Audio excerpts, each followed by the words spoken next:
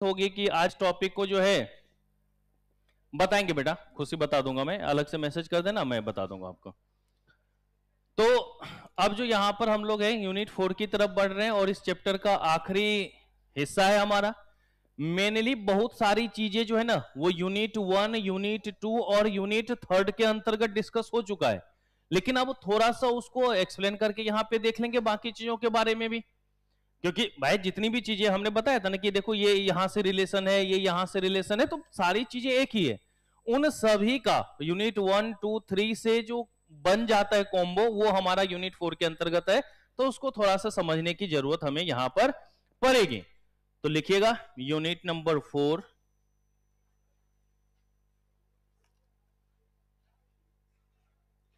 Fiscal policy. क्योंकि सबसे पहला हम लोगों ने फिस्कल फंक्शंस पढ़ा था। यूनिट 1 कौन सा था हमारा? Fiscal functions. फिर हम लोगों ने क्या देखा? मार्केट फेल्योर का देखा। फिर उसके बाद हम लोगों ने क्या देखा? प्रोसेस ऑफ बजट देखा। और अब हम लोग लास्ट में किसके ऊपर आ रहे हैं बेटा? फिस्कल पॉलिसी के ऊपर आ रहे हैं, फिस्कल पॉलिसी की बात कर रहे हैं। तो चलिए एक बार मैं आईसीआई का वो मटेरियल भी डाउनलोड कर लूं, क्योंकि उसमें भी कुछ बातें हमें दिखाने की जरूरत पड़ सकती है।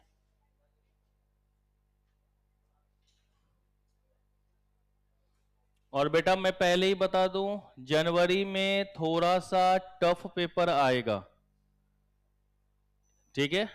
तो खास करके लॉ पर और मैथ्स के ऊपर ज्यादा फोकस कर लेना। पहले ही बता दिया हमने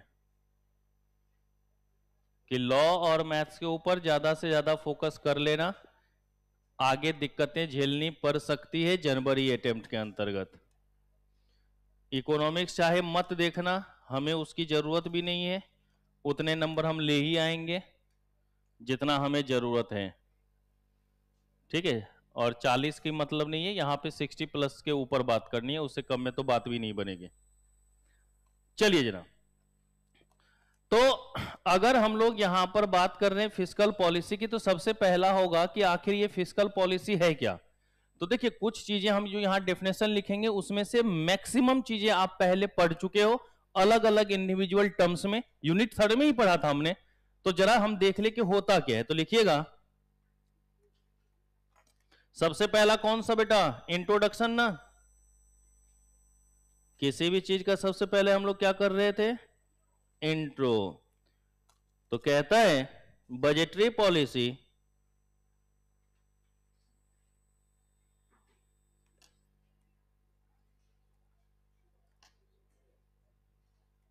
could be broadly classified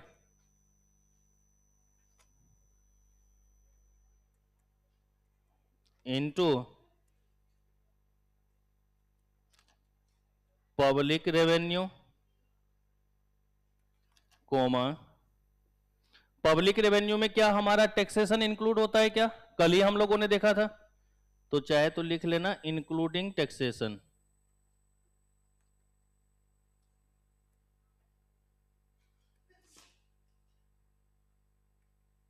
public expenditure,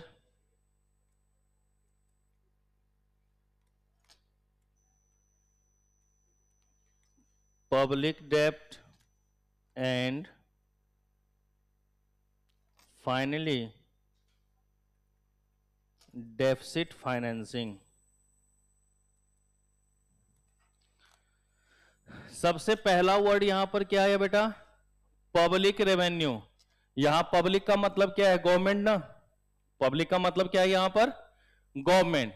तो गवर्नमेंट के रेवेन्यू के बारे में, सोर्स ऑफ रेवेन्यूज वगैरह हमने पिछली यूनिट में पढ़ा था या नहीं पढ़ा था? उसी तरीके से गवर्नमेंट के एक्सपेंडिचर के मैनेजमेंट को भी हम लोगों ने देखा था या नहीं देखा था? पब्लिक डेप्ट मैनेजमेंट कल सबसे लास्ट टॉपिक हम लोगों ने यही पढ़ा था, है ना? और आखिरी में हम लोगों ने क्या देखा था बेटा? बजटरी डेफिसिट के बारे में बात करी थी या नहीं करी थी? तो ये सारे चीजें ऐसी है जो हमने पहले देखा हुआ ये नहीं है। तो कहता है कि जहां कहीं भी अगर हम फिस्कल पॉलिसी की बात करेंगे तो फिस्कल पॉलिसी के लिए बाकी चीजों के बारे में भी देखना जरूरी है। आपने जब बजट वाला चीज देखा था तो वहां पर हमने क्या देखा? रेवेन्यू रिसिप्ट क्या है हमारे पास, वो भी देखा था हमने। कैपिटल रिसिप्ट क्या है वो भी देखा था हम लोगों ने। उसी तरीके से एक्सपेंडिचर से रिलेटेड बात करी थी, तभी तो जाकर के हमने डेफिसिट निकाला था। और जो हमारे पास डेफिसिट आई थी उसी के लिए हमें बोरोइंग्स करने की जरूरत पड़ी थी। और वो जो हमारा डेफिसिट कैलकुलेट हुआ था उसी को हम लोग क्या कहते थे बेटा, फिस्कल डेफिसिट के नाम से जानते थे। तभी तो हमें उसके लिए पॉलिसी बनाने की जरूरत है कि भाई अगर कहीं पर भी हम देख रहे हैं कि भाई हमारे पास जो हमारी एस्टिमेटेड एक्सपेंडिचर है और उसके लिए जो हमारे पास सोर्स ऑफ रेवेन्यू है, तो अगर एक्सपेंडिचर ज्यादा हो रहा है और रेवेन्यू हमारे पास कम हो रहा है तो कहीं ना कहीं से मैनेज करने की बात हो रही है। तो वो सारे हम कैसे मैनेज कर रहे हैं, किस तरीके से मैनेज की बात करते हैं, वही हमको किसके अंतर्गत देखना है बेटा, फिस्कल पॉलिसी के अंतर्गत देखते हैं। तो जो भी हमारे पास बजट डेफिसिट होगा उसकी भरपाई के लिए, आसान शब्दों में समझ लो कि जो भी हमारे पास बजटरी डेफिसिट होगा उसकी भरपाई के लिए जो हम काम करते हैं उसी को क्या कहते हैं बेटा, फिस्कल पॉलिसी। क्योंकि भाई कुछ ना कुछ पॉलिसी बनाएंगे तभी तो। अब बोरोइंग्स करने के लिए थोड़ी ना कि आंख बंद किया कि हाँ चल पैसा आ जाएगा, ऐसे थोड़ी ना होगा भाई। उसके लिए अलग अलग पॉलिसी बनाने की जरूरत होती है, कैसे वो पैसे आएंगे, किस तरीके से उसको मैनेज किया जाएगा। कल ही हम लोगों ने जैसे बताया था कि भाई हमेशा जो है सिर्फ लाइबिलिटी क्रिएट करने से ही काम हमारा नहीं चल सकता ना भाई, लाइबिलिटी भी तो एक हद तक ही क्रिएट किया जा सकता है। क्योंकि जिस इकोनॉमी के ऊपर जितना ज्यादा डेब्ट होगा उतना ही ज्यादा खराब दिखेगा या नहीं दिखेगा, और जो डेब्ट फ्री होगा वो हमारा ज्यादा ही मजबूत नजर आता है या नहीं जाता। भाई आप लोग तो शेयर मार्केट के वगैरह में जानते होंगे, तो हमेशा जब भी शेयर वगैरह परचेज करने की बात करते हो तो हमेशा क्या देखते हो कि भाई ऐसी कौन सी कंपनी है जो डेब्ट फ्री हो, भाई जिसके ऊपर लाइबिलिटी ना हो। अब कोई ऐसी कंपनी होगा जिसकी एसेट्स दिख रहा होगा कि 10 करोड़ है और लाइबिलिटी 500 करोड़ है, तो क्या उसका शेयर खरीदने की कोशिश करोगे? नहीं। तो लाइबिलिटी जितनी कम हो या ना हो उतने ही ज्यादा स्ट्रांग होते हैं या नहीं होते। तो हम जो ये डेफिसिट की बात करें तो उस डेफिसिट की भरपाई कैसे करी जाए उसको हम लोग किसके अंतर्गत देखते हैं बेटा, फिस्कल पॉलिसी। तो उसी के लिए अलग अलग क्या होता है, हमें पॉलिसी बनाने की जरूरत है, अलग अलग नजरिए देखने की जरूरत। भाई हमने जो ये रेवेन्यू की बात करी, एक्सपेंडिचर की बात करी, या फिर हमने डेब्ट की बात करी या डेफिसिट फाइनेंसिंग की बात की, क्योंकि एक को पैसा चुकाने के लिए दूसरे से पैसा ले रहे थे ना हम लोग, बॉन्ड जो इशू किया था, तो वो हम लोग रीफाइनेंसिंग शब्द यूज किया था वहां, या नहीं किया था। तो वो जो हम लोग काम कर रहे हैं तो यही हमारा जो भरपाई कर रहे हैं, तो इसी को क्या कहेंगे हम लोग, फिस्कल पॉलिसी। तो आसान शब्दों में समझने के लिए यहां पे ब्रैकेट में लिख सकते हो क्या, बजट डेफिसिट की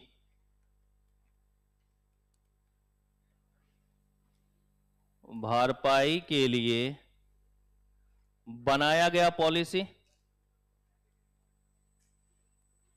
लिख सकते या नहीं लिख सकते बेटा, कि जो भी हमारे पास बजटरी डेफिसिट है उसकी भरपाई के लिए जो हम पॉलिसी बना रहे हैं उसी को क्या नाम दिया जाएगा, फिस्कल पॉलिसी। ओके, पर मजा तो यहां भी नहीं आएगा बेटा। फिर कहता है fiscal policy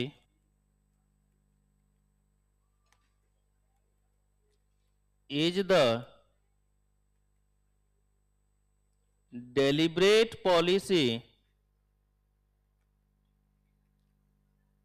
of the government under which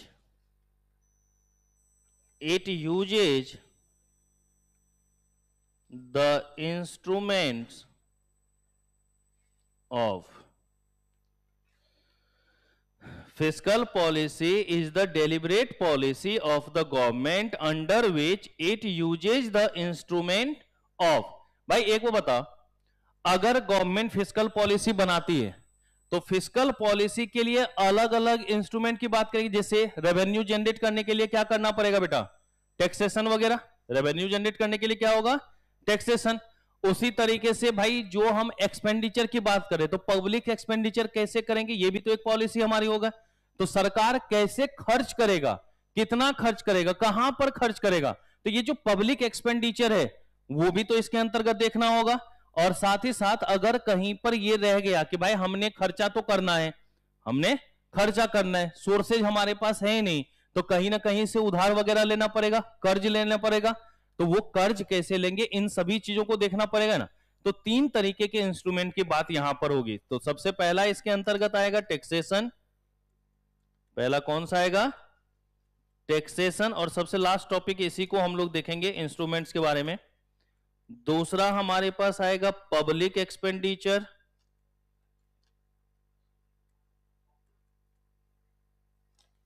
और तीसरा हमारे पास क्या आएगा बेटा, पब्लिक बोरोइंग्स ना।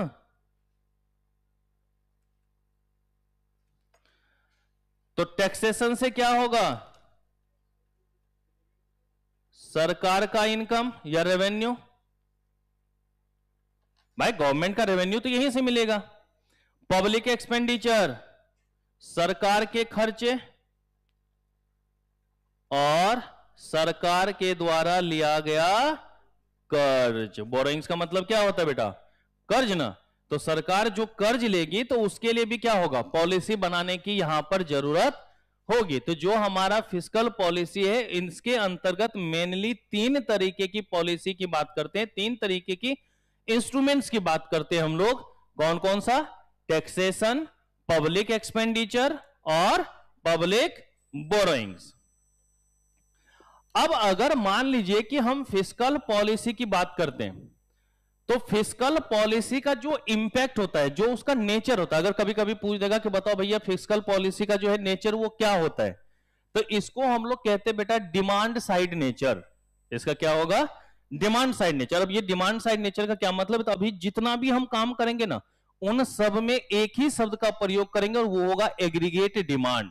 कि मेन जो मोटिव होता है वो क्या होगा, कंज्यूमर के प्रेफरेंस के अनुसार, उसके डिमांड के बेसिस पर हम लोगों को क्या करना होगा, बात करना होगा। तो अगर कभी भी आपसे ये क्वेश्चन पूछता है कि बताओ फिस्कल पॉलिसी का नेचर हमारा कैसा है, तो फिस्कल पॉलिसी का जो नेचर होगा वो नेचर कौन सा होगा, डिमांड साइड नेचर होगा। ये भी याद रखना, क्योंकि ये क्वेश्चन सबसे पहला अटेम्प्ट जो ये मैक्रो इकोनॉमिक्स था तो उसमें पूछा गया था कि फिस्कल पॉलिसी का जो नेचर है वो किस नेचर का है। तो क्या लिखेंगे हम लोग वहां पर, डिमांड साइड नेचर है। ठीक है, आगे चल के हम बताएंगे कि सप्लाई साइड भी नेचर क्या होगा। तो भाई गवर्नमेंट का भी तो कुछ ना कुछ हक बनता है, कहीं ना कहीं वो भी काम करता है, तो कहीं ना कहीं प्रोड्यूसर के अनुसार भी चलना पड़ता है ना। अब जैसे मान लो टैक्स वगैरह बढ़ा देंगे तो प्रोड्यूसर काम करना चाहेगा क्या, भाग नहीं जाएगा यहां से छोड़ करके। पहले हम लोग पढ़े थे ना इस तरीके से, तो प्रोग्रेसिव टैक्सेशन पढ़े थे ना, जितना प्रॉफिट उतना ज्यादा टैक्स बढ़ाओ, तो वो भी हमारा क्या होगा, दिक्कत करता नहीं। इसलिए हम लोग वहां पर इक्वेलिटी की बात करते थे ना, इक्विटी की बात करते थे। तो कहीं ना कहीं सप्लाई साइड भी इंपैक्ट हो सकता है। लेकिन अगर अभी आपके पास पूछा जाए कि फिस्कल पॉलिसी का नेचर क्या है, तो कौन सा होगा बेटा, डिमांड साइड नेचर होगा। तो लिख लीजिएगा, fiscal policy is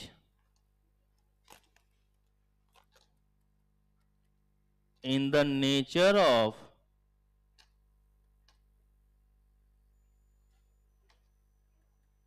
demand side policy. तो अगर कोई भी अब आपसे पूछेगा कि बताओ फिस्कल पॉलिसी का जो है नेचर कैसा होगा, तो क्या बोलेंगे बेटा, डिमांड साइड पॉलिसी वाला नेचर इसका होता है। ठीक है, तो फिस्कल पॉलिसी का नेचर कैसा, डिमांड साइड। कहता है an economy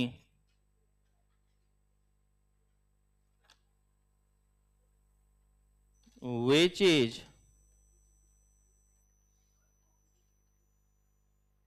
producing at full employment level does not require government action in the form of fiscal policy, और इस पर लगा देना स्टार। कभी कभी आपसे क्वेश्चन ऐसा पूछ देगा, बेटा इसमें कंज्यूमर के साइड से इंपैक्ट की बात करते हैं हम लोग, अभी इतना ही ध्यान में रखना, अभी इसको अलग अलग हम एक्सप्लेन करेंगे तब समझ में आ जाएगा। बेटा एक बताओ, अगर क्वेश्चन आपसे ये पूछ दिया जाए कि ऐसा कौन सा केस हो सकता है जिसमें गवर्नमेंट को फिस्कल पॉलिसी की रिक्वायरमेंट हो ही ना, तो भाई जहां पर फुल एम्प्लॉयमेंट होगा aggregate demand is equal to aggregate, तो मतलब जितना हमारे पास रेवेन्यू है उतना ही हमारे पास क्या है एक्सपेंडिचर। तो गवर्नमेंट को कहीं से बोरोइंग्स करने की जरूरत पड़ेगी क्या? नहीं पड़ेगी। तो इसलिए ये याद रखिएगा कि अगर कहीं पर फुल एम्प्लॉयमेंट है तो वहां पर गवर्नमेंट को किसी भी तरीके का कोई फिस्कल पॉलिसी की आवश्यकता नहीं होगी, क्योंकि वहां पर डेफिसिट होगा ही नहीं। ठीक है, कि अगर कहीं पर हम फुल एम्प्लॉयमेंट की बात करेंगे तो जहां पर फुल एम्प्लॉयमेंट होगा वहां पर गवर्नमेंट को किसी भी तरीके की कोई एक्शन लेने की जरूरत नहीं होती है, क्योंकि वहां पर फिस्कल पॉलिसी की रिक्वायरमेंट नहीं होगी। भाई गवर्नमेंट को एक्शन कब लेना होता है? जब डेफिसिट होगा तब ना। जब डेफिसिट ही नहीं हो तो हमें लेने की जरूरत पड़ेगी क्या लोन? नहीं ना। भाई जब हमारे पास कमी होगा ही नहीं तो हमें लेने की बोरोइंग्स की जरूरत ही नहीं पड़ेगी। तो फिर गवर्नमेंट को फिस्कल पॉलिसी बनाने की जरूरत है क्या? और फिस्कल पॉलिसी का तो मेन का जो मतलब होता है वो क्या है? Governments borrowing. भाई जो पब्लिक बोरोइंग्स है वही तो हमारा फिस्कल पॉलिसी, कि ना वो बजटरी डेफिसिट होता और ना हमें फिस्कल पॉलिसी की रिक्वायरमेंट होती। गवर्नमेंट जितना ज्यादा अपने एक्सपेंडिचर को बढ़ाएगा, देखो सोर्स ऑफ रेवेन्यू तो लिमिटेड होगा, सोर्स ऑफ रेवेन्यू क्या होगा? लिमिटेड होगा। अब अगर गवर्नमेंट अपना एक्सपेंडिचर बढ़ाएगी तो ऑटोमेटिक डेफिसिट बढ़ता जाएगा ही नहीं बढ़ता जाएगा, और जितना ज्यादा डेफिसिट बढ़ता जाएगा उतना ज्यादा पब्लिक बोरोइंग्स क्या होता जाएगा? बढ़ता चला जाएगा। तो गैप नहीं होना चाहिए ना, गैप को क्या रखना है? कम से कम रखना चाहिए। इसीलिए गवर्नमेंट हमेशा क्या करती है ना बेटा, क्या बोलते हैं, कट डाउन करती है। जो हमारी एक्सपेंडिचर होता है उसमें क्या करती है? कटौती करती है। कहीं ना कहीं वो चाहता है कि कम से कम एक्सपेंडिचर करें, लेकिन फिर भी जो जरूरत की चीजें होंगी वो तो आपको करना ही पड़ेगा ना। भाई अब मान लीजिए घर में किसी की नौकरी चली जाती है, अब नौकरी चली जाती है तो वो बाहर एंजॉय ना करे लेकिन खाना पीना तो खाएगा ना भाई। उसके लिए जो जीविकोपार्जन के लिए खर्चे होंगे वो दिया जाता है या नहीं दिया? अब जैसे देखो जो सस्पेंड हो जाते हैं, सस्पेंड जब हो जाते हैं तो उसमें क्या होता है? सैलरी रुक जाती है। सिर्फ कितना मिलता है? जितना आपको जीने के लिए जरूरी है, खाना पीना में दिक्कत ना हो, सिर्फ उतने ही पैसे मिलते हैं या नहीं मिलते? है ही नहीं। तो भाई गवर्नमेंट भी कोशिश तो ये करती है कि भाई हम अपनी एक्सपेंडिचर को कम से कम करें, लेकिन मजबूरी हो जाती है नहीं। हम अपना एक्सपेंडिचर तो कम कर सकते, प्राइवेट इंडिविजुअल्स में दिक्कत नहीं होती। अभी इसी में सबसे लास्ट में जब हम लोग क्राउडिंग आउट की बात करेंगे ना, क्राउडिंग आउट में यही होता है कि जब भी प्रॉब्लम क्रिएट होता है ना, जब भी रिसेशन वाला टाइम आता है ना, तो जो प्राइवेट इंडिविजुअल्स है या प्राइवेट इंटरप्राइज है या प्राइवेट ओनरशिप है वो तो निकल लेगा। जैसे आपने देखा होगा कोरोना के टाइम में, अभी आपने बिजनेस साइकिल पढ़ा था, बिजनेस साइकिल में बताया था कि जब कोरोना का टाइम आया था तो क्या लोग नए नए बिजनेस के आइडिया सोच रहे थे, क्या नया नया इन्वेस्टमेंट कर रहे थे। रिसेशन के टाइम में तो वो क्या बोलता है, भाई अभी रुक जा, अभी कुछ नया काम नहीं करना है, क्या पता आगे और क्या सिचुएशन आएगी। तो उस टाइम में प्राइवेट इंडिविजुअल तो निकल जाएगा, लेकिन गवर्नमेंट को 20 लाख करोड़ का पैकेज लेकर के आना पड़ा था या नहीं आना पड़ा था? याद है या नहीं? कुछ गवर्नमेंट ने उस टाइम में अलग अलग पॉलिसी बनाई थी नहीं, तो गवर्नमेंट को अपना एक्सपेंडिचर बढ़ाना पड़ा था या नहीं बढ़ाना पड़ा था? और प्राइवेट इंडिविजुअल तो निकल लिया, प्राइवेट इंडिविजुअल निकल लेना। तो आगे चल के हम जो एक टॉपिक पढ़ेंगे वो यही है कि जहां कहीं भी इस तरीके का सिचुएशन होगा जिसमें प्राइवेट इंडिविजुअल निकल जाता है, गवर्नमेंट को तो मजबूरी है, उसको तो करना ही करना है। भाई सरकार अपने लोगों का साथ छोड़ सकती है क्या? नहीं छोड़ सकती, उसको तो मजबूरी है कि उसका साथ देना ही पड़ेगा।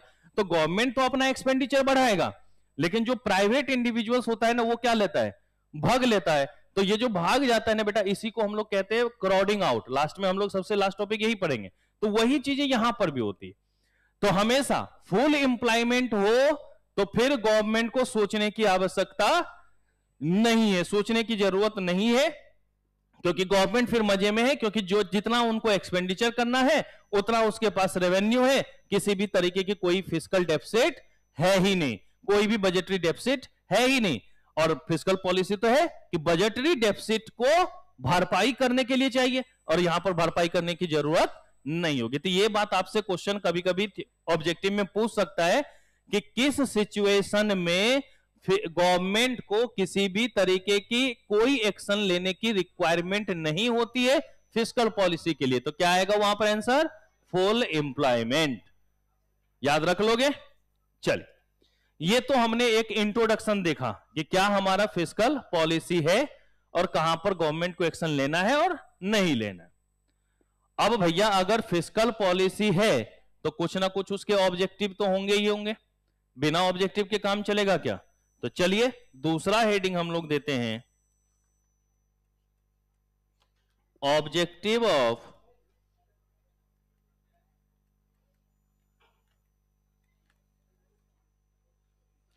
Fiscal policy.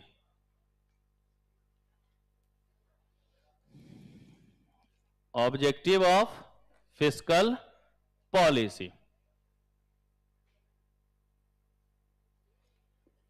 कहते हैं बेटा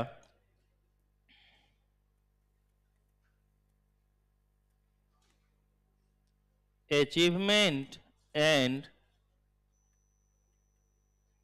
maintenance of full employment.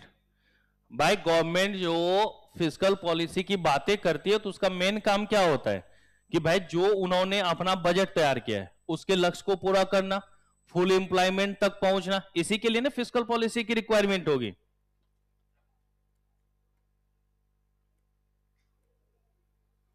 Maintenance of price stability, याद होगा मार्केट फेल्योर में हम लोगों ने पढ़ा था गवर्नमेंट का मेन लक्ष्य क्या होता है कि ज्यादा महंगाई इधर उधर ना हो, प्राइस क्या रहना चाहिए, स्टेबल रहना चाहिए। तभी तो गवर्नमेंट वहां पर क्या करती है, इंटरवीन करती है, नहीं करती प्राइस स्टेबिलिटी के लिए, ताकि प्राइस हमारा क्या हो, कांस्टेंट रहे। Acceleration of rate of economic development,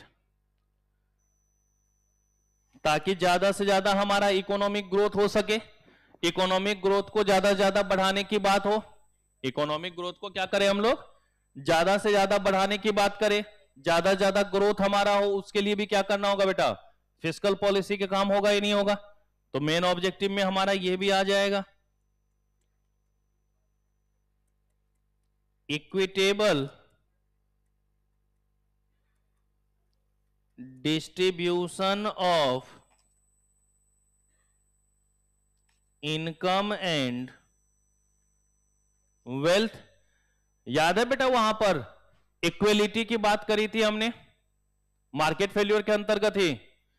क्या अमीरों से पैसा छीन करके गरीबों में बांट दिया जाए? कोई अमीर फिर रहना चाहेगा यहां क्या? नहीं भाई, वहां तो हमारे लिए क्या है, सब बराबर। हमारे लिए क्या होना चाहिए, सब बराबर। तो जो इनकम और वेल्थ का डिस्ट्रीब्यूशन हो वो भी क्या होना चाहिए बेटा, इक्वेलिटी के साथ होनी चाहिए। ऐसा नहीं कि एक से छीन करके दूसरे को दे दिया जाए, इस तरीके से काम नहीं चलेगा। इसीलिए जब हम लोग ये प्रोग्रेसिव टैक्स की बात करते हैं तो प्रोग्रेसिव टैक्स तो चल सकता है कि भाई हम इनकम ज्यादा कर रहे हैं तो हमें टैक्स भी ज्यादा देना पड़ेगा, लेकिन अगर ये बोल देना अमीर लोग हैं उस पर तो भैया 80% टैक्स लगेगा, कोई काम करना चाहेगा क्या? नहीं भाई, कोई भी काम हो तो एक लिमिट तक ही तो सही रहेगा। तो इसलिए यहां पर हम लोग क्या करेंगे, इक्विटेबल। तो देखो सबसे पहला ऑब्जेक्टिव क्या हो गया बेटा कि गवर्नमेंट का हमेशा जो मोटिव होता है वो होता है कि इकोनॉमी में फुल एम्प्लॉयमेंट हो, जो कि कभी पूरा होगा नहीं, ये भी बात फैक्ट है। क्योंकि अगर पूरा हो जाएगा तो फिर उससे अच्छा इकोनॉमी कोई हो ही नहीं सकता। भाई ऐसा कौन सा कंट्री है जहां पर जो है रोजगार की समस्याएं नहीं होती? अभी आपने अमेरिका चुनाव देखा होगा, वहां भी रोजगार एक मुद्दा था। भारत में बोलता है कि रोजगार के बारे में सूचना नहीं है, इसलिए पहले ही बोल देता है कि बेरोजगारी भत्ता देंगे। नहीं देता है कि हर बेरोजगार को हम इतना देंगे, मेरी सरकार तो आने दो, है कि नहीं? खटाखट खटाखट हो नहीं पाएगा, खटाखट खटाखट। भाई उसके लिए जो सोर्स ऑफ रेवेन्यू होगा वो रेवेन्यू कहां से आप वसूलोगे? अमीरों से ही तो वसूलोगे। और अमीर यहां पे फिर काम करना चाहेगा क्या? नहीं चाहेगा। तो पहला तो हमारा जो मोटिव होगा वो मोटिव हमारा क्या होगा बेटा कि हमें फुल एम्प्लॉयमेंट की तरफ जाना है, जो हमारा लक्ष्य है उसको प्राप्त करना है। दूसरा, प्राइस कीमत की स्थिरता बनी रहे। प्राइस ज्यादा से ज्यादा अगर चेंज होगा, प्राइस अगर ज्यादा से ज्यादा चेंज होगा तो उतना ही इकोनॉमी में क्या होगा बेटा, कहीं ना कहीं प्रॉब्लम आएगा। तीसरा, जो हमारी इकोनॉमिक ग्रोथ है उस इकोनॉमिक ग्रोथ को और ज्यादा से ज्यादा बढ़ाना पड़ेगा ना भाई। अगर हमारा मान लीजिए कि इकोनॉमी 4% से ग्रोथ कर रहा है तो मोटिव क्या होना चाहिए कि 6% हो, 7% हो, 8% हो। कितना फास्टर ग्रोइंग होगा वो हमारे लिए ज्यादा ज्यादा। भाई कोई भी, हमने आपको पिछली क्लास में भी यही बात बताई थी कि कोई भी इकोनॉमी अगर कर्ज लेता है तो वो कर्ज चुकाने की भी बात करता है। वो थोड़ी ना कि कर्ज लेके खा जाए, वो अपनी इकोनॉमी को डेवलप करता है ताकि उससे क्या हो और ज्यादा से ज्यादा रेवेन्यू जनरेट किया जा सके। तो आपका जो मेन मोटिव यहां फिस्कल पॉलिसी का होगा वो लोन अगर लिया जा रहा है, बोरोइंग्स अगर किया जा रहा है, तो इसलिए ताकि हम इकोनॉमी को क्या करें और फास्टर ग्रोइंग बना सके और ज्यादा तेजी से क्या होगा ग्रोथ कर सके। एसिलेरेट का मतलब होता है बेटा तेजी से, तीव्र गति से बढ़ाना। एसिलेरेशन का मतलब क्या होता है? तीव्र गति से बढ़ाना, मतलब जो हमारी इकोनॉमी की ग्रोथ रेट है उसको हाई लेवल तक ले जाना। और लास्ट में हमने क्या बोला कि जो हमारा इनकम और वेल्थ है उसका जो बंटवारा होना चाहिए वो क्या होना चाहिए? एक समान होना चाहिए। भाई अगर कोई भी सरकारी हित का है तो वो सबके लिए बराबर होना चाहिए, ये नहीं होना चाहिए। तो ये हमारा किसके अंतर्गत आ जाएगा बेटा? मेन ऑब्जेक्टिव के अंतर्गत। ओके, अब जरा लिखिएगा बेटा types of fiscal policy. Types of fiscal policy.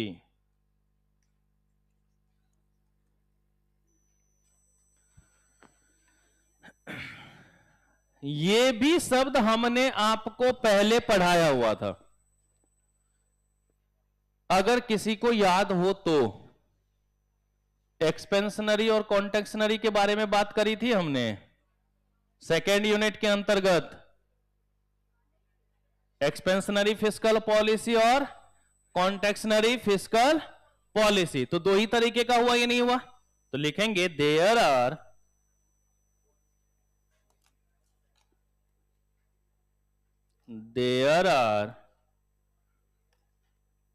two types of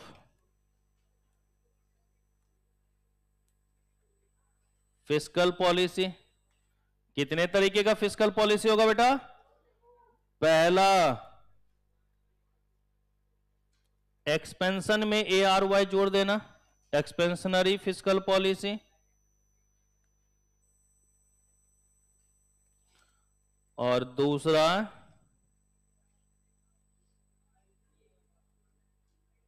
contractionary fiscal policy. जो हमने केंजियन थ्योरी पढ़ा था वहां पर भी इन चीजों का हमने यूज किया था। ठीक है, अभी आगे देख लेंगे थोड़ा सा उसको भी हम लोग। तो कितने तरीके की फिस्कल पॉलिसी बेटा? दो तरीके का। कौन कौन सा? एक्सपेंशनरी और, तो थोड़ा सा एक्सपेंशनरी के बारे में लिख लेते हैं और थोड़ा सा क्या करते हैं कॉन्टेक्शनरी के बारे में लिख लेते हैं। तो लिखिए जरा पहला,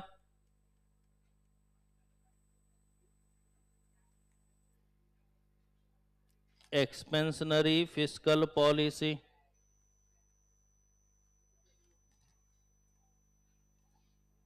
कहता है it is a policy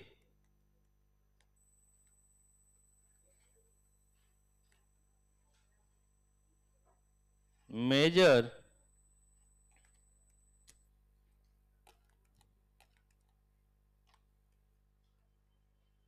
to close a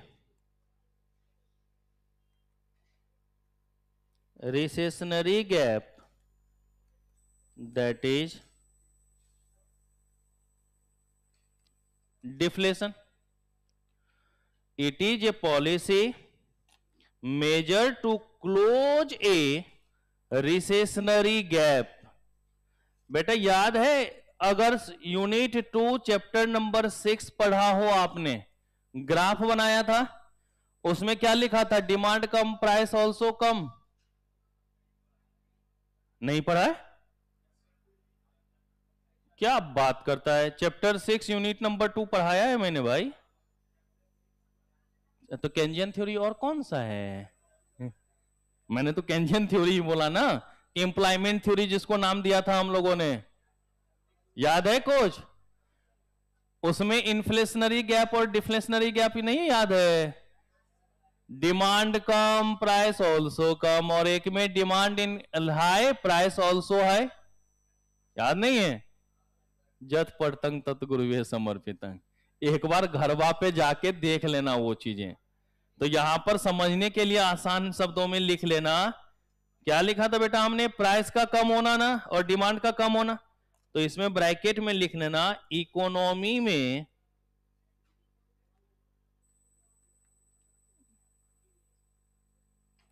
demand का कम होना,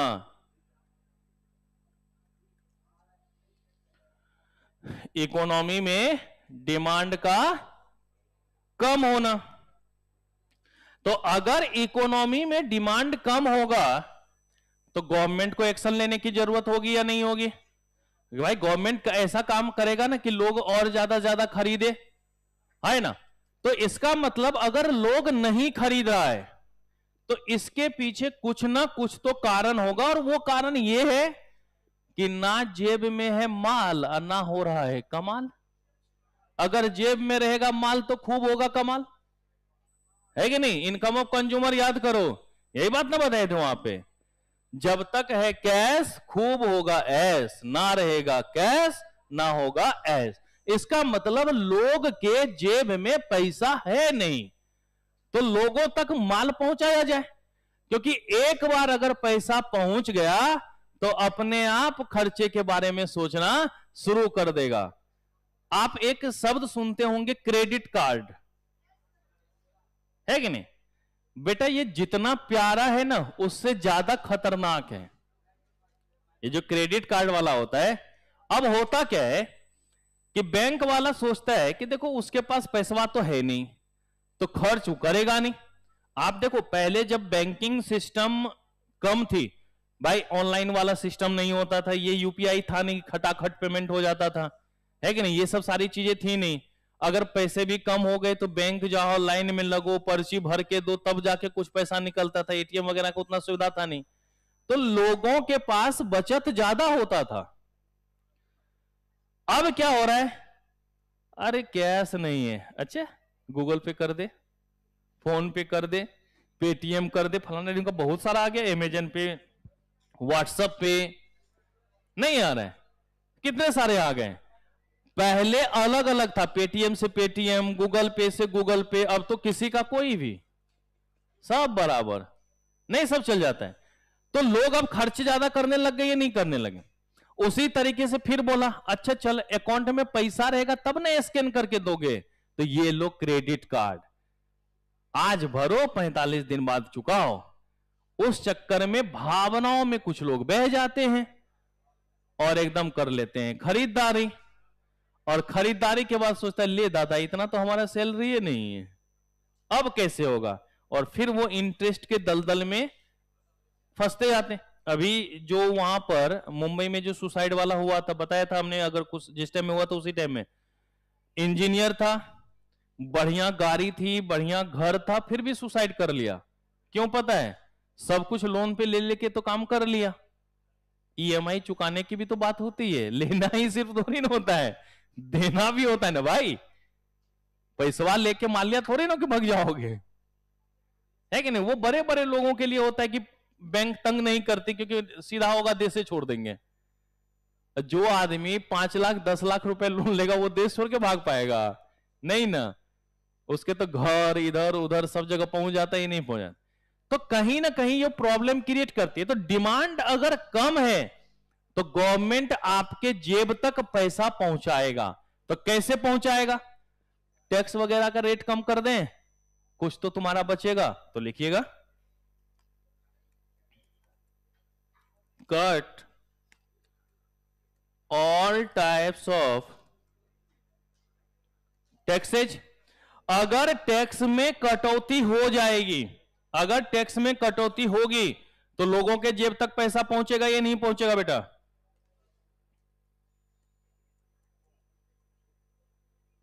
increase in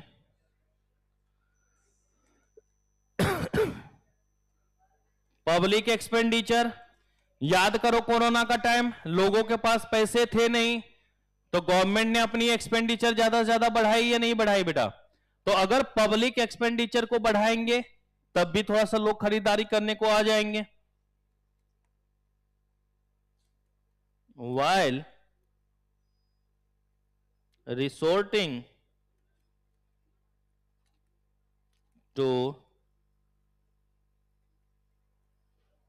expansionary fiscal policy. ओ क्या हो रहा है? एक बार भी क्लास में आवाज नहीं आनी चाहिए पढ़ाई के अलावा.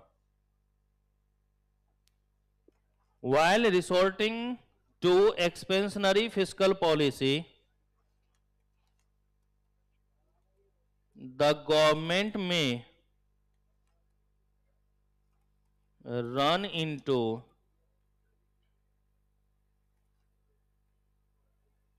Budget deficit. क्योंकि भैया जब उसके पास लोगों के पास पैसा ही नहीं है, तो लोगों के पास पैसा नहीं है तो वो उतना टैक्स ही नहीं दे पा रहा होगा. और टैक्स ही नहीं दे पा रहा होगा तो क्या गवर्नमेंट के पास रेवेन्यू ज्यादा आएगा? और जब रेवेन्यू कम हो गया और एक्सपेंडिचर ज्यादा है तो क्या होगा? बजटरी डेफिसिट होगा या नहीं होगा बेटवा? है ना? तो ये याद रखिएगा कि मार्केट में जितना ज्यादा एक्सपेंशनरी फिस्कल पॉलिसी होगा उतना ही ज्यादा क्या होगा हमारा? बजटरी डेफिसिट होगा या नहीं होगा? क्योंकि ऑटोमेटिक है कि जब डिमांड कम है तो गवर्नमेंट के पास कलेक्शन में क्या होगा? कम होगा, रेवेन्यू कम आएगा. गवर्नमेंट के पास अगर रेवेन्यू कम है, एक्सपेंडिचर तो कम हो नहीं रहा है, तो एक्सपेंडिचर बढ़ा, रेवेन्यू कम है, तो क्या होगा बेटा? बजटरी डेफिसिट आएगा. तो ये चीजें ध्यान में रखना है किसके लिए बेटा? Expansionary fiscal policy. इसी तरीके से कॉन्ट्रैक्शनरी की बात कर ले क्या? लिख लिया तो सबने? इतना तक सही है? दूसरा नाम क्या था बेटा हमारे पास?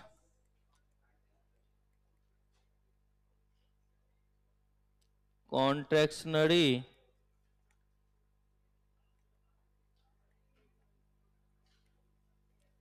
Fiscal policy.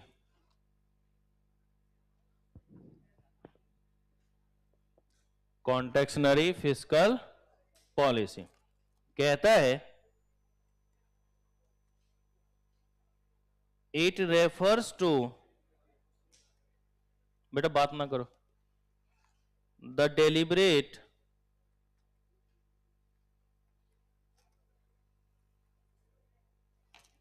policy of government applied to curtail aggregate demand and consequently the level of economic activity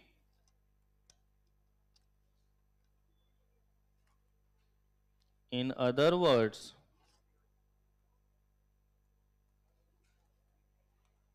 it is a fiscal policy to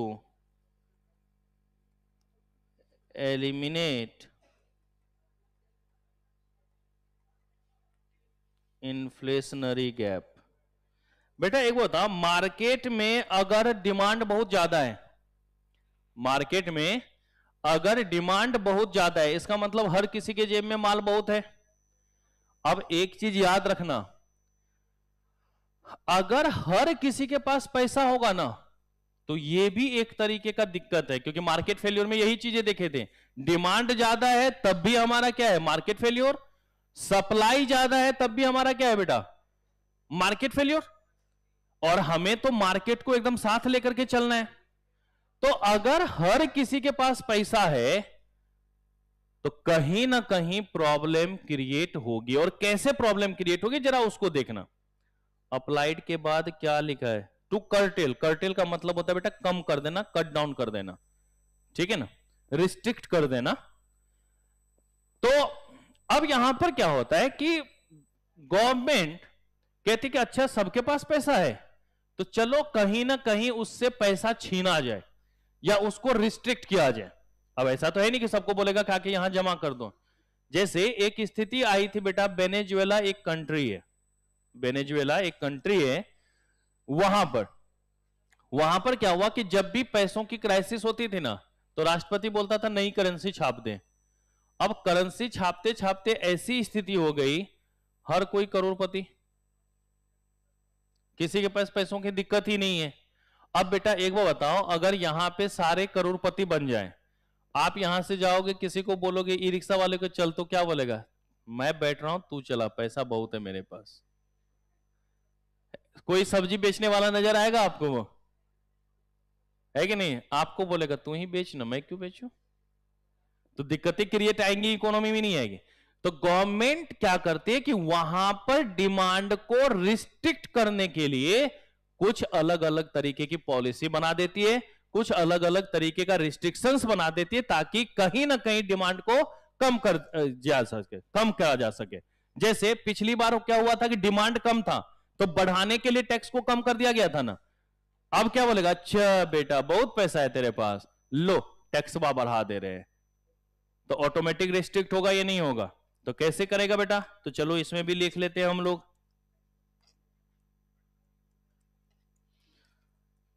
तो इसका मेन ये जो हमने लिखा है ना बेटा, एलिमिनेट इन्फ्लेशनरी गैप, इसका आसान शब्दों में क्या मीनिंग बोल दिया हमने कि डिमांड को क्या करना है, हमको कम करना है। गवर्नमेंट क्या करेगी? डिमांड को कम करेगी, क्योंकि डिमांड अभी ज्यादा है।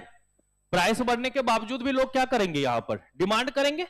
इन्फ्लेशनरी गैप तो तभी होगा ना, प्राइस बढ़ने के बावजूद भी लोग क्या करेंगे? डिमांड करेंगे, क्योंकि लोगों के पास पैसों की कमी तो है ही नहीं। तो गवर्नमेंट का यहां पर मेन मोटिव क्या होगा कि डिमांड को कम करना, कि जो इकोनॉमी में टोटल डिमांड है ना हमारा, उस डिमांड को क्या करना? कम करना। तो समझने के लिए अगर लिखना चाहो तो ब्रैकेट में लिख लेना कि इकोनॉमी में डिमांड को कम करना हमारा मेन लक्ष्य होता है। ठीक है, हमारा मतलब गवर्नमेंट का। तो क्या होगा बेटा हमारा? इंक्रीज इन टैक्सेज,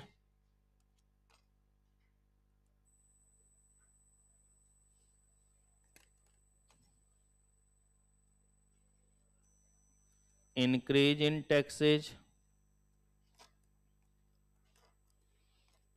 पहले पब्लिक एक्सपेंडिचर को बढ़ाया गया था, अब क्या कर दिया जाए बेटा? अच्छा ठीक है, देवेश अभी दिखा दो, लिख लो फिर मैं दिखा देता हूं बेटा। तो वहां पर पब्लिक एक्सपेंडिचर बढ़ाया था, अब क्या करें? डिक्रीज इन पब्लिक एक्सपेंडिचर, और लास्ट में लिखिएगा contractionary fiscal policy should ideally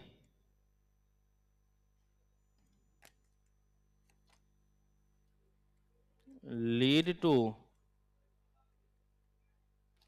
a smaller budget deficit.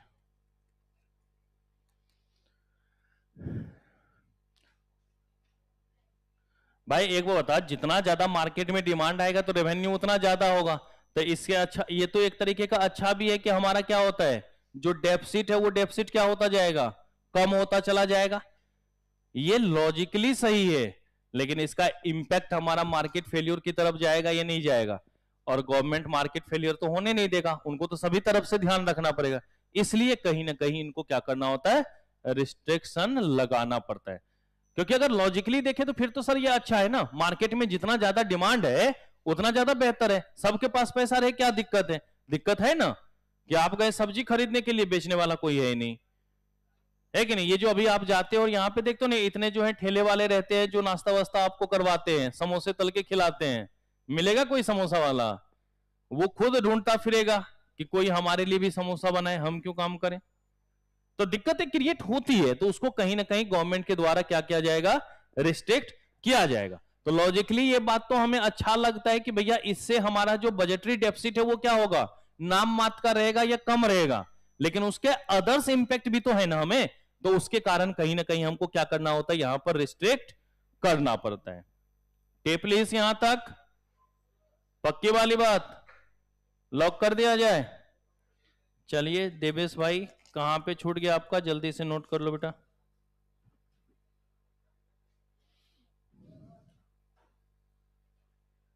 Next week से फिर हमारा टेस्ट वाला प्रोग्राम चालू होगा, ठीक है ना? यही सुनना था। नहीं, अब लगातार हमारा फिर टेस्ट, अब एक बार हो जाएगा तो माइंड भी रिलैक्स हो जाएगा ना, तो फिर आराम से जो है अब क्लास के बाद क्या हुआ, हाँ हाँ, पहले एक एक चैप्टर का फिर कंबाइन करेंगे। जैसे हमने उस टाइम में क्या किया था, second chapter, third chapter, fourth chapter का लेके तब ना कंबाइन लिया था टेस्ट, वैसे ही करेंगे। हाँ, गुस्से में मना किया था, वो तो मैंने बोल के ही मना किया था, गुस्से में मना किया था मैंने। अब फिर अब एग्जाम तक लगातार टेस्ट लेते रहेंगे, टेंशन नहीं है। क्या हुआ, मैं आपको संडे को पूरा शेड्यूल भेज दूंगा, किस डेट पे कौन सा टॉपिक का एग्जाम होगा, बात खत्म, ठीक है ना, ताकि हमें फिर याद दिलाने की जरूरत ना पड़े। चलो हो गया देवेश बेटा, आज अपलोड हो जाएगा, कल अकाउंट्स का नहीं हो पाया था, आज करवा दूंगा बेटा। इको का तो अपलोड मैंने कर दिया था, इको का तो कर दिया था, अकाउंट्स का आज करवा दूंगा अपलोड। देवेश लिख लिया,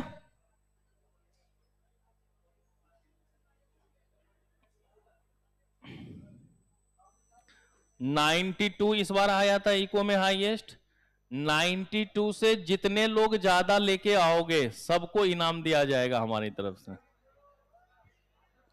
और हां, तुम लोगों का 3 बच्चों का जो मैंने बोला था वो तीनों के नाम तय हो गए हैं, आज कल में मैं अनाउंस करके उसको पैसे दे दूंगा, वो बिजनेस साइकिल वाला, ठीक है? अरे जो भी चलेंगे आराम से चलेंगे, माइंड रिलैक्स हो जाए ना, पेपर जिस दिन खत्म होगा उसके अगले दिन चल लेंगे, लोग भी कम रहेंगे ना, फिर खाना पीना भी अच्छा से होगा ना। चलो हो गया, चलिए जनाब, अब यहां पर जो हम लोग बात कर रहे हैं, तो हमने ऊपर में लिखा था बेटा कि भाई कुछ ना कुछ इंस्ट्रूमेंट्स होंगे हमारे पास, जैसे हमने वहां पर रेवेन्यू की बात करी थी, एक्सपेंडिचर की बात करी थी। ओह, जब बोल दिया ना क्लास में बातचीत नहीं तो नहीं, आवाज आपका बस एक चीज के लिए होना चाहिए, जो मैं पूछूं उसका जवाब, या फिर कुछ पूछना हो तो उसका जवाब, बात ही खत्म। क्लास के बाद बीच में ब्रेक मिलता है ना, आराम से रोड पे जाके उछल कूद करो, क्लास जब खत्म होती है उसके बाद अगले सुबह 9 बजे तक का भरपूर समय मिलता है, मैक्सिमम 5 बजे तक क्लास ओवर हो जाती होगी, तो 5 बजे से लेके अगले 9 बजे तक 16 घंटे का टाइम मिलता है। 16 घंटे में जितना बकैती करना हो करो ना, कौन मना कर रहा है, ठीक है ना? बस ये जो 8 घंटा है, 9 8 17, ये 8 घंटा तो कम से कम यहां झेल लो सही से, है कि नहीं? बदमाशी करने के लिए 16 घंटे कम थोड़ी ना है, करो उसमें, घर पे थोड़ी नहीं कोई टीचर पूछने जा रहा है कि क्वेश्चन कर रहे हो या नहीं कर रहे हो, पढ़ रहे हो या नहीं पढ़ रहे हो, फुल एंजॉयमेंट करो, है कि नहीं बेटा? हर जनवरी के बाद जून, जून के बाद सितंबर, सितंबर के बाद फिर जनवरी आता है, समय यूं ही चलता रहता है, अटेम्प्ट दर अटेम्प्ट चलता रहता है, तो टेंशन काहे का? हाँ, बस कुछ बच्चों के लिए ये भी है कि आराम से जनवरी में देना है, फिर कोशिश ये करनी है कि अगला जो हमारा पेपर होगा वो इंटर का होना चाहिए, है कि नहीं? अगली बार तैयारी फिर फाउंडेशन की नहीं होनी चाहिए। हमें भी बुरा लगता है जब पढ़ाया हुआ बच्चा फिर से फाउंडेशन पढ़ने आता है, और इस बार पहली बार ऐसा हो रहा है कि मैं रिपीटर बैच को नहीं पढ़ा रहा हूं, मैंने पहले ही मना कर दिया था कि भाई इस बार मैं रिपीटर को नहीं पढ़ाऊंगा, मुझे बुरा लगता है भाई, किसी भी चीज के लिए आप मेहनत करो, और उस टाइम में मैं बच्चों को अगर गलती बता रहा हूं कि ये तुम्हारी गलती, देखो 1-8% रिजल्ट अप डाउन होता है, कि मुझे लगता है कि ये बच्चा मेहनत करता था फिर भी रिजल्ट नहीं हुआ, वो चलता है, लेकिन कुछ बच्चे ऐसे जिसको शुरू से आप बताते रहो ये ना करो, ये ना करो, ये करो करो, फिर भी नहीं करेगा, तो ऐसे बच्चों को पढ़ाने से क्या फायदा? तो मैं इस बार नहीं पढ़ा रहा हूं, मैंने साफ मना कर दिया ना, रिपीटर बैच, तो इसलिए थोड़ा सा ध्यान रखो इन सब चीजों को। चलिए बेटा, अब जो टॉपिक है हमारा इंस्ट्रूमेंट्स ऑफ फिस्कल पॉलिसी। और जब मेरा ये पूरा टॉपिक खत्म हो जाएगा ना, तो डेली बेसिस पर एक चैप्टर पूरा उठाएंगे आईसीआई के मॉड्यूल के, और सारे क्वेश्चन में यहां पे डिस्कस करता हुआ आराम से आगे बढ़ूंगा। आईसीआई के जितने आपके क्वेश्चन है ना, एक चैप्टर उठाया, जैसे माइक्रो में उतना दिक्कत नहीं होता, लेकिन मैक्रो में ज्यादा दिक्कत है। तो मैक्रो के जैसे एक दिन चैप्टर 6 उठाया, 6 के जितने क्वेश्चन है वो सारा मैं डिस्कस कर दूंगा। ऐसे में हर एक चैप्टर का 5 चैप्टर है, 5 क्लासेज, मैं पूरा 100% क्वेश्चन में यहां पे डिस्कस कर दूंगा। ठीक है ना। इंस्ट्रूमेंट्स ऑफ फिस्कल पॉलिसी, तो इसमें तो भाई मेनली जो देखना है, रेवेन्यू भी देखना है, एक्सपेंडिचर भी देखना है, और बोरोइंग्स भी देखना है। तो सबसे पहला इसमें टर्म्स आएगा गवर्नमेंट एक्सपेंडिचर, या इसी को हम लोग पब्लिक एक्सपेंडिचर भी कहते थे या नहीं कहते थे बेटा? गवर्नमेंट एक्सपेंडिचर कह दो या फिर पब्लिक एक्सपेंडिचर कह दो। तो कहता है इसमें current expenditure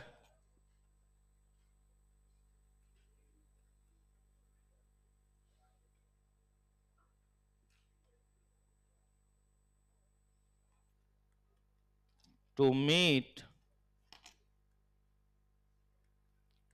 day-to-day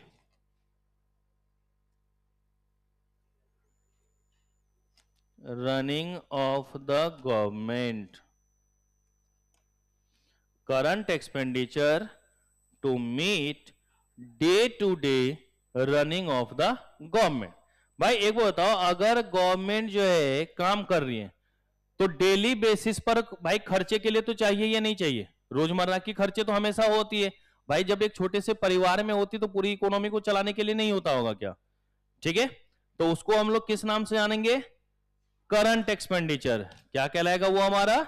current expenditure. तो करंट एक्सपेंडिचर क्या होता है कि जो हमारे गवर्नमेंट को डे टू डे एक्सपेंडिचर के लिए होता है, वही क्या कहलाता है? Current expenditure. कहता है कैपिटल एक्सपेंडिचर, अब कैपिटल एक्सपेंडिचर कौन सा होगा?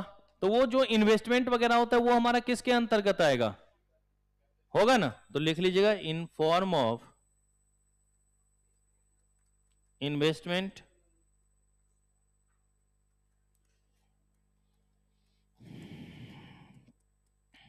और तीसरा है ट्रांसफर पेमेंट।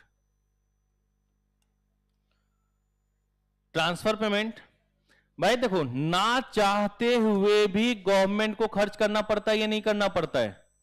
जैसे ये ओल्ड एज पेंशन वगैरह दे रखे थे, ये सब हमारा किसके अंतर्गत आता था बेटा? ट्रांसफर पेमेंट के अंतर्गत आता था।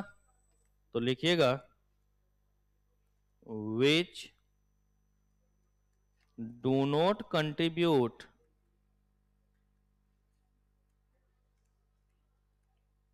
to GDP। इसका जीडीपी में कोई कंट्रीब्यूशन होता है क्या? लेकिन गवर्नमेंट को मजबूरी में खर्च करना पड़ता है या नहीं करना पड़ता? तो आसान शब्दों में हम लोग क्या कहते हैं? राहत कोष। भाई जो देखते हैं ना कि आंधी तूफान आया, बाढ़ वगैरह आया, या एक्सीडेंट वगैरह हो जाता, उन सब में गवर्नमेंट को पेमेंट देना पड़ता है या नहीं देना पड़ता? तो नहीं चाहते हुए भी मजबूरी में ये खर्च हो रहा है या नहीं हो रहा है?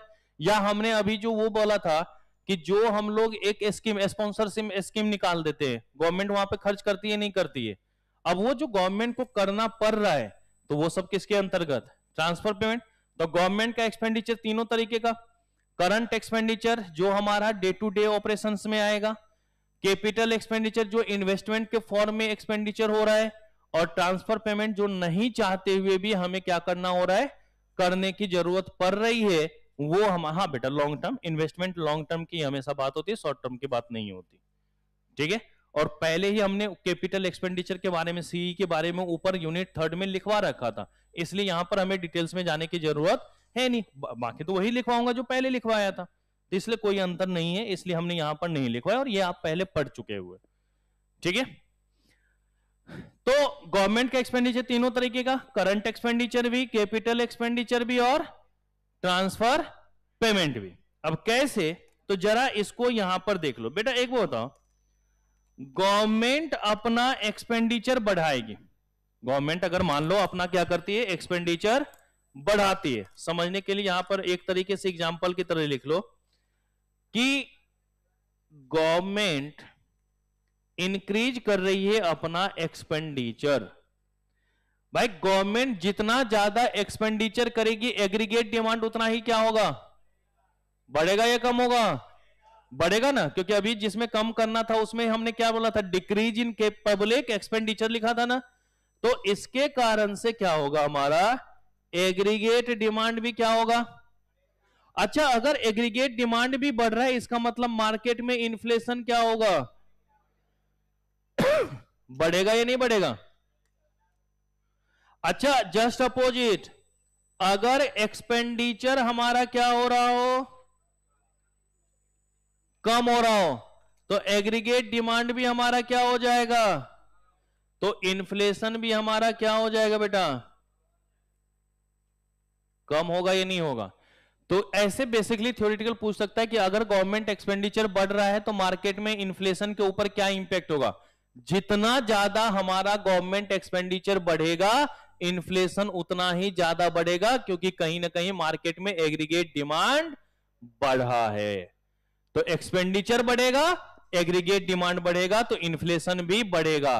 तो public expenditure that means government expenditure और इन्फ्लेशन में कैसा रिलेशन, डायरेक्ट और पॉजिटिव। तो बढ़ने से बढ़ेगा और घटने से घटेगा, याद रख लोगे। तो ये तो हमारा पहला था बेटा, कौन सा, गवर्नमेंट एक्सपेंडिचर या पब्लिक एक्सपेंडिचर। ऊपर में तीन ही बात बताई थी, टैक्सेशन, पब्लिक एक्सपेंडिचर और पब्लिक बोरोइंग्स।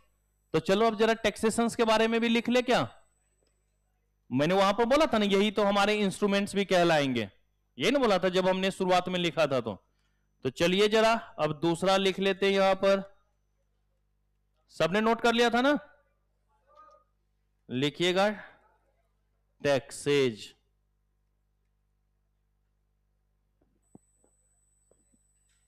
अच्छा रह गया ऊपर, ये लो बेटा। और बेटा ये तो चैप्टर नंबर 6 के अंतर्गत ही देखा है, बहुत सारी चीजें हैं वहां पर, देख लेना।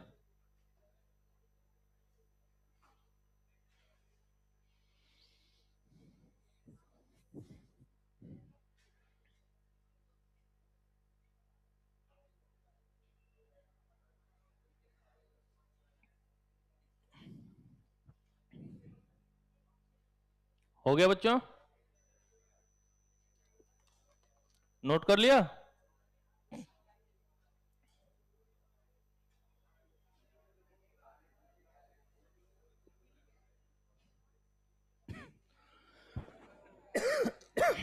बेटा एक वो बताओ, टैक्सेज के बारे में भी पिछले यूनिट में हमने देखा था, ही नहीं देखा था? टैक्सेज कितने तरीके का, कौन कौन सा, डायरेक्ट टैक्स और इनडायरेक्ट टैक्स, है ना भाई। चाहे डायरेक्ट टैक्स हो या इनडायरेक्ट टैक्स हो, गवर्नमेंट के लिए क्या है बेटा, ये रेवेन्यू है या नहीं है? ये हमारा क्या है, रेवेन्यू है।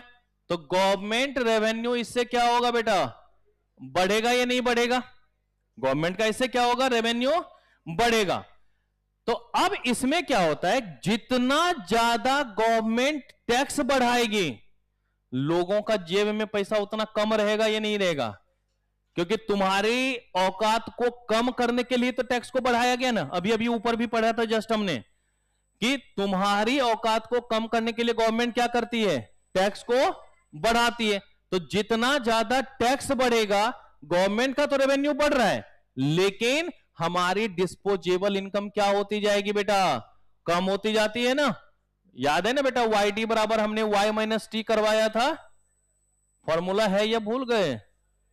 लंबा लंबा फॉर्मूला देखा था यूनिट 2 में चैप्टर 6 के अंतर्गत। तो वाई डी बराबर लिखा था ना वाई माइनस टी, है ना, पक्का। चलो तो अगर गवर्नमेंट हमारी क्या कर रही है, टैक्स बढ़ा रही है, तो डिस्पोजेबल इनकम क्या होगा, कम होगा। अगर डिस्पोजेबल इनकम कम होगा तो एग्रीगेट डिमांड अपने आप क्या हो जाएगा बेटा, कम होगा ना, हो गया इन्फ्लेशन कंट्रोल में।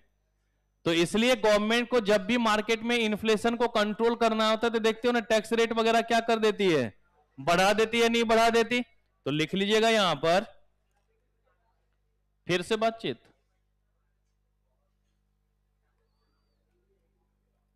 टैक्सेज अगर इंक्रीज होगा तो मैं बेटा डिस्पोजेबल इनकम को वाईडी लिख दूं तो चल जाएगा।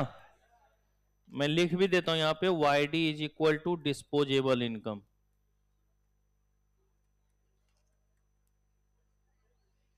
और वाईडी बराबर क्या होता है, वाई माइनस टी। ये तो मैंने वहां पर करवा रखा है, तो बाई चांस अगर किसी को ध्यान में ना हो तो यहां पर लिख लेना।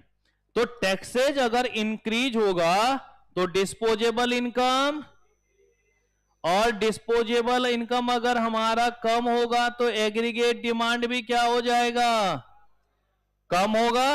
और एग्रीगेट डिमांड कम होगा तो इन्फ्लेशन बढ़ेगा, कम होगा ना रे। अगर एग्रीगेट डिमांड कम होगा तो इन्फ्लेशन, तो टैक्सेज और इन्फ्लेशन में कैसा संबंध, तो अगर इन्फ्लेशन को कम करना होगा तो टैक्स को बढ़ाएंगे, इन्फ्लेशन को बढ़ाना होगा तो टैक्स को, तो लिख ले यहां पर कि अगर टैक्सेज हमारा कम होगा तो डिस्पोजेबल इनकम क्या हो जाएगा, बढ़ जाएगा। डिस्पोजेबल इनकम क्या होगा, बढ़ जाएगा।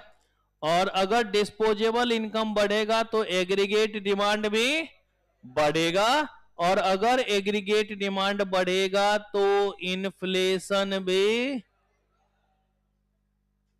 ओके। पर मजा तो यहां भी ना आएगा, आएगा बेटा, टॉपिक खत्म होगा तब आएगा। तब ना कल से 8वां चैप्टर, और 8वां चैप्टर में 3 ही यूनिट है छोटे छोटे से, ज्यादा उसमें है ही नहीं, और वो सब भी मैक्सिमम 12th में पढ़ा हुआ है तो वो ज्यादा टाइम उसमें लगेगा नहीं। हाँ तुम लोग नहीं पढ़े हो वो अलग बात। उसके बाद फिर मैं आ जाऊंगा इंटरनेशनल ट्रेड के ऊपर, है कि नहीं। उसमें कुछ बच्चों के यूनिट 4 और 5 शायद बच गया था, है कि नहीं। तो पहले वो करवाऊंगा, फिर यूनिट 1 2 3 करवा दूंगा सबके साथ। पढ़ते रहो ना रे, जनवरी तक का टेंशन है, पैसा दिए हो, फुल यूटिलाइजेशन ऑफ रिसोर्सेज। हाँ इतना देर से क्या कर रहा था। अच्छा एक वो बता, मैंने टैक्सेज अब बताया, इससे पहले वाला तो मैंने पूरा लिखवा दिया था, तब का है तेरा छूट गया, जल्दी लिखो।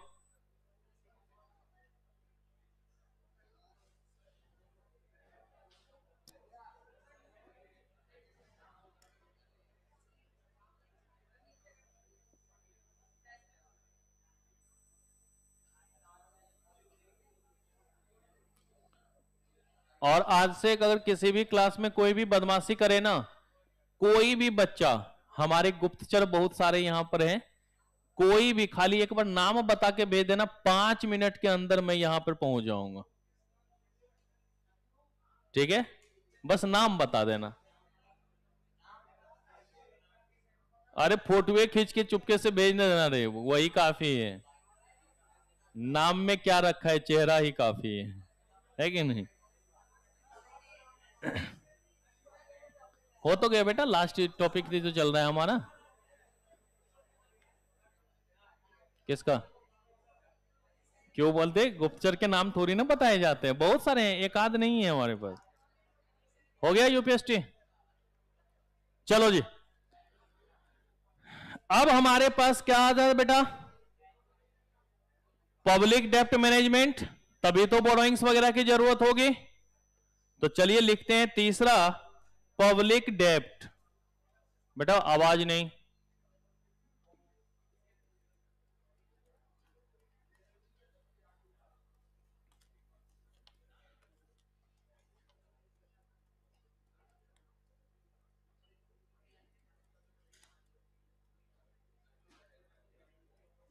पब्लिक डेब्ट।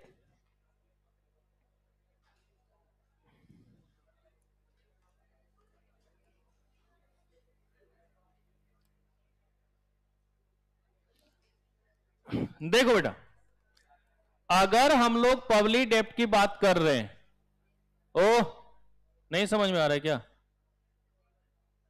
बोला ना बात नहीं करने को। ओ भाई साहब,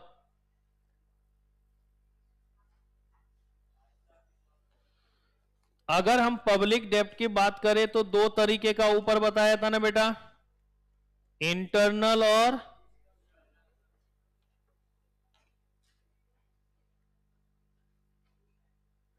एक्सटर्नल। तो दो हो गया, इंटरनल और एक्सटर्नल।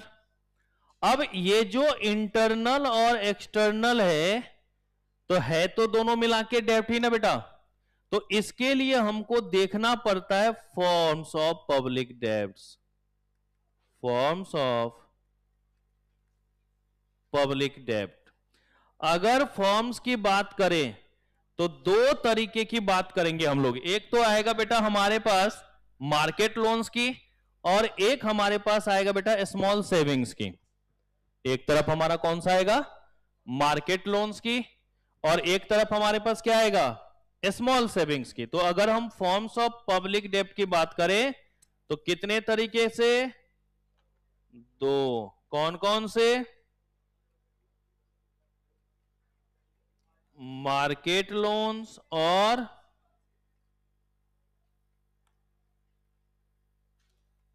Small saving. भाई ये जो बॉन्ड्स वगैरह हमारा था, वो बॉन्ड्स वगैरह किसके अंतर्गत आएगा, हमारा मार्केट लोन के अंतर्गत आएगा या नहीं आएगा? बॉन्ड्स वगैरह किसके अंतर्गत आएगा, मार्केट लोन्स के अंतर्गत। तो चलिए बीच से एक लाइन देते हैं और थोड़ा सा लिखना शुरू करते, थोड़ा सा ही लिखेंगे, ज्यादा नहीं। अगर हम मार्केट लोन्स की बात करते तो क्या आएगा इसमें, बॉन्ड्स, ट्रेजरी बिल,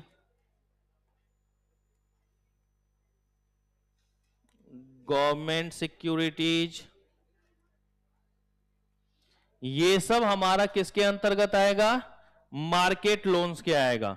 और ये जो होता है हमेशा शॉर्ट टर्म आएगा। ये किसके नाम से जाना जाएगा बेटा, शॉर्ट टर्म लोन्स के नाम से जाना जाएगा। आपको याद होगा कि हमने जो यहां पर पहले बात करी थी, तो बॉन्ड्स में तो हमने अलग देख ही लिया था कि एक से लेके दूसरे को रिफाइनेंसिंग करने के लिए काम कर रहा था। तो ये सब हमारा किसके अंतर्गत आएगा, शॉर्ट टर्म। अब ये जो बॉन्ड्स वगैरह होता है ना बेटा, बॉन्ड्स के टाइम में हमने एक बात ये भी आपको बताई थी कि ये जो है हमारा ट्रांसफेरेबल होता है, नेगोशिएबल है। लेकिन ये जो हम लोग स्मॉल सेविंग्स की बात करेंगे, जहां पर हमें सेविंग सर्टिफिकेट्स की बात करेगा जाएगा, वो सब हमारा ट्रांसफेरेबल नहीं है। तो ये जो हमारे जितने भी हमारे पास शॉर्ट टर्म्स लोन हैं, ये सारे के सारे क्या होंगे बेटा, नेगोशिएबल होंगे। क्या होंगे हमारे, नेगोशिएबल और ट्रेडेबल होगा, जिसको आप लोगों ने बिल्स ऑफ एक्सचेंज के अंतर्गत पढ़ा है। तो बाकी इसके कंसेप्ट के अंतर्गत में जाऊंगा नहीं। भाई इतना बस सीधा याद रखना कि एक से दूसरे को हस्तांतरित किया जा सकता है, ट्रांसफर किया जा सकता है, ओके। लेकिन अगर हम स्मॉल सेविंग्स की बात करते हैं तो कहता है it represent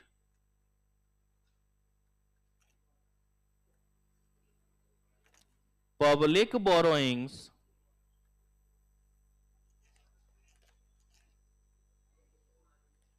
which are not negotiable and are not traded। यहां पर हमने क्या लिखा था बेटा, नेगोशिएबल होगा। क्या लिखा था हमने, ट्रेडेबल होगा। लेकिन यहां पर ना तो ये नेगोशिएबल होगा ना ही ट्रेडेबल होगा। इसमें किसी भी तरीके की कोई बात नहीं करेंगे। तो इसमें जैसे हमने यहां पर बॉन्ड्स वगैरह लिखा था, तो यहां पर आ जाएगा बेटा हमारे पास नेशनल सेविंग्स सर्टिफिकेट,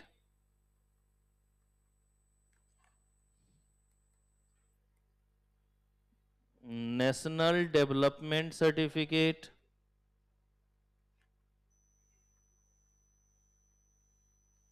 एटसेट्रा। तो अगर बोला जाएगा कि बताओ फॉर्म्स ऑफ पब्लिक डेब्ट कितने, तो दो तरीके का, एक मार्केट लोन के रूप में और एक स्मॉल सेविंग के रूप में। अगर मार्केट लोन के रूप में है तो वो आपस में नेगोशिएबल या ट्रेडेबल हो सकता है, बट अगर स्मॉल सेविंग के फॉर्म में तो वो ना तो नेगोशिएबल होगा ना तो ट्रेडेबल होगा। ये बस दो कीवर्ड्स यहां पर याद रखना है। पूछा जाएगा मार्केट लोन्स ट्रेडेबल हो सकता है या नहीं, या नेगोशिएबल हो सकता है या नहीं, हाँ हो सकता है। या क्वेश्चन दे देगा मार्केट लोन्स ट्रेडेबल होता है, true, false, partly true, none of the above, तो ट्रू के अंतर्गत लगाएंगे। ठीक है, क्योंकि हमने क्या बोला, रिस्ट्रिक्शंस तो नहीं लगाया ना कि हो भी सकता है नहीं भी हो सकता है। अगर ऐसा हमने बोलता कि भाई मार्केट लोन्स जो है नेगोशिएबल हो भी सकता है नहीं भी हो सकता, तब पार्टली ट्रू में लगा सकते थे। लेकिन जब हमने क्लियरली बोला कि भाई यहां पर मार्केट लोन्स जो है वो हमारा नेगोशिएबल और ट्रेडेबल होता है, तो वो हमारे ट्रू के अंतर्गत आएगा ही नहीं आएगा। तो इस बात को भी ध्यान में रख लेंगे। पक्की वाली बात, लॉक कर दिया जाए, मजा फिर भी ना आवेगा। चलिए जरा देखते हैं एक बात है बेटा, एक वो बताओ, अगर जैसे हम लोगों ने ऊपर देखा था कि भाई गवर्नमेंट अपना एक्सपेंडिचर बढ़ाई तो एग्रीगेट डिमांड बढ़ गया था, गवर्नमेंट ने अपना एक्सपेंडिचर बढ़ाया था तो एग्रीगेट डिमांड क्या हो गया था, बढ़ गया था। अब एग्रीगेट डिमांड बढ़ गया था तो इन्फ्लेशन भी क्या हुआ था बेटा, बढ़ गया था, एंड वाइस एंड वर्सा। उसी तरीके से जब हम टैक्सेज के ऊपर आए थे तो टैक्सेज जब बढ़ा था तो हमारा डिस्पोजेबल इनकम क्या हुआ था, जिसके कारण एग्रीगेट डिमांड क्या हो गया, तो इन्फ्लेशन क्या हो गया, एंड वाइस वर्सा, कि टैक्स अगर कम होगा तो बाकी चीजें क्या हो जाएंगी, बढ़ जाएंगे। ओके, फिर बेटा वो नाम है इंस्ट्रूमेंट से, ये लॉ वाली मैम से पूछोगे तो अच्छे से बता पाएंगे। वो बच्चे ने पूछा कि सर ये ट्रेजरी बिल या गवर्नमेंट सिक्योरिटीज वगैरह क्या होता है, तो लॉ के टर्म्स हैं, लॉ वाले मैम ज्यादा अच्छे से बता पाएंगे, और इंटर में तो पढ़ोगे ही पढ़ोगे पूरा का पूरा। यहां पर बस नाम याद रखना, भावनाओं में नहीं डूबना है कि नहीं भाई। अब मुझे बॉन्ड्स के बारे में पूछेगा, मैं तो यही बता सकता हूं कि भाई हम लोन लेते हैं ताकि हमारी जरूरत पूरी हो सके। अब क्या है उसके क्या फंक्शन है नहीं है उससे हमें क्या लेना देना, है कि नहीं। लॉ में बेटा नेगेटिव हूं मैं।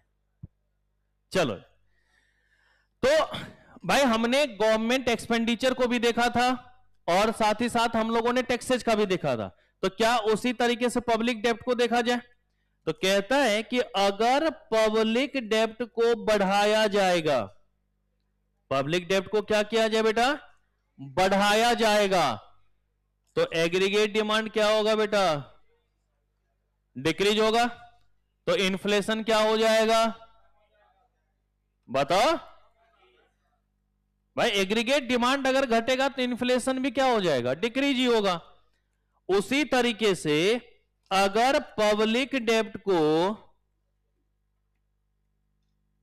घटा दिया जाए, एग्रीगेट डिमांड, इन्फ्लेशन भी ओके, बट फेल आएगा नहीं बेटा। अब जो है आखिरी पड़ाव की तरफ हम लोग बढ़ने की कोशिश करते हैं और इसके कुछ इंपॉर्टेंट टर्म्स और पॉइंट्स हैं उसको यहां पर लिखने की कोशिश करते हैं। तो चलिए जनाब लिखिएगा, कौन सा बेटा, क्या हुआ भाई, जब गवर्नमेंट को कर्ज लेने की जरूरत पड़ रही इसका मतलब मार्केट में पैसा नहीं है ना, तो जब मार्केट में पैसा नहीं तो लोगों का डिमांड क्या होगा, ऑटोमेटिक कम होगा ना।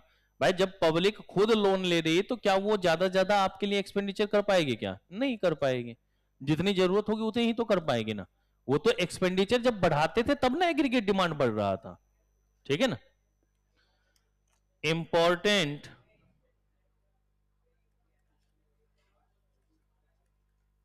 पॉइंट्स रिलेटिंग टू, बेटा बात ना करो, fiscal policy, important points relating to fiscal policy. अब ज्यादा नहीं, इसमें 5-6 बातों को अलग अलग हम लोग पढ़ लेते हैं, ठीक है। सबसे पहला, budget as instrument of fiscal policy.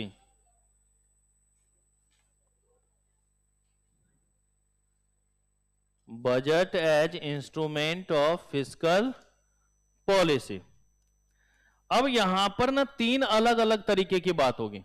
बेटा एक बताओ, अगर हम बजट से रिलेटेड बात करें तो हो सकता है बजट हमारा बैलेंस्ड हो, या हो सकता है हमारा बजट सरप्लस हो, या हो सकता है डेफिसिट हो। तीनों ही तो बात हो सकती है ना, कि भाई हम जो अगर बजट की बात करें तो बैलेंस बजट भी हो सकता है, सरप्लस भी हो सकता है, और तो तीनों में अलग अलग बातें होंगी। तो 3 तरीके की बातें इसके अंतर्गत। सबसे पहला कौन सा? बैलेंस्ड बजट, क्योंकि पहले हम ना प्रॉफिट ना लॉस के अंतर्गत सोचते हैं, तो पहला क्या हो गया हमारा? Balanced budget. अगर बैलेंस्ड बजट है तो इसका मतलब जितना हमारे पास रिसिप्ट है उतना ही हमारे पास क्या होगा बेटा? एक्सपेंडिचर होगा या नहीं होगा? जितना हमारे पास रिसिप्ट है उतना ही हमारे पास क्या हो गया? तो मैं यहां पे लिख सकता हूं total receipt is equal to total expenditure.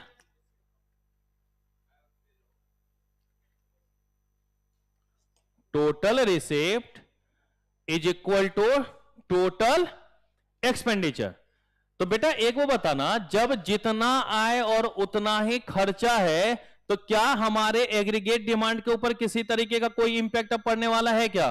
भाई जहां पर इम्बैलेंस्ड होता है वहां ना हमको कम और ज्यादा करना पड़ रहा है, जहां पर बैलेंस्ड है तो हमें भी बदलने की जरूरत नहीं है।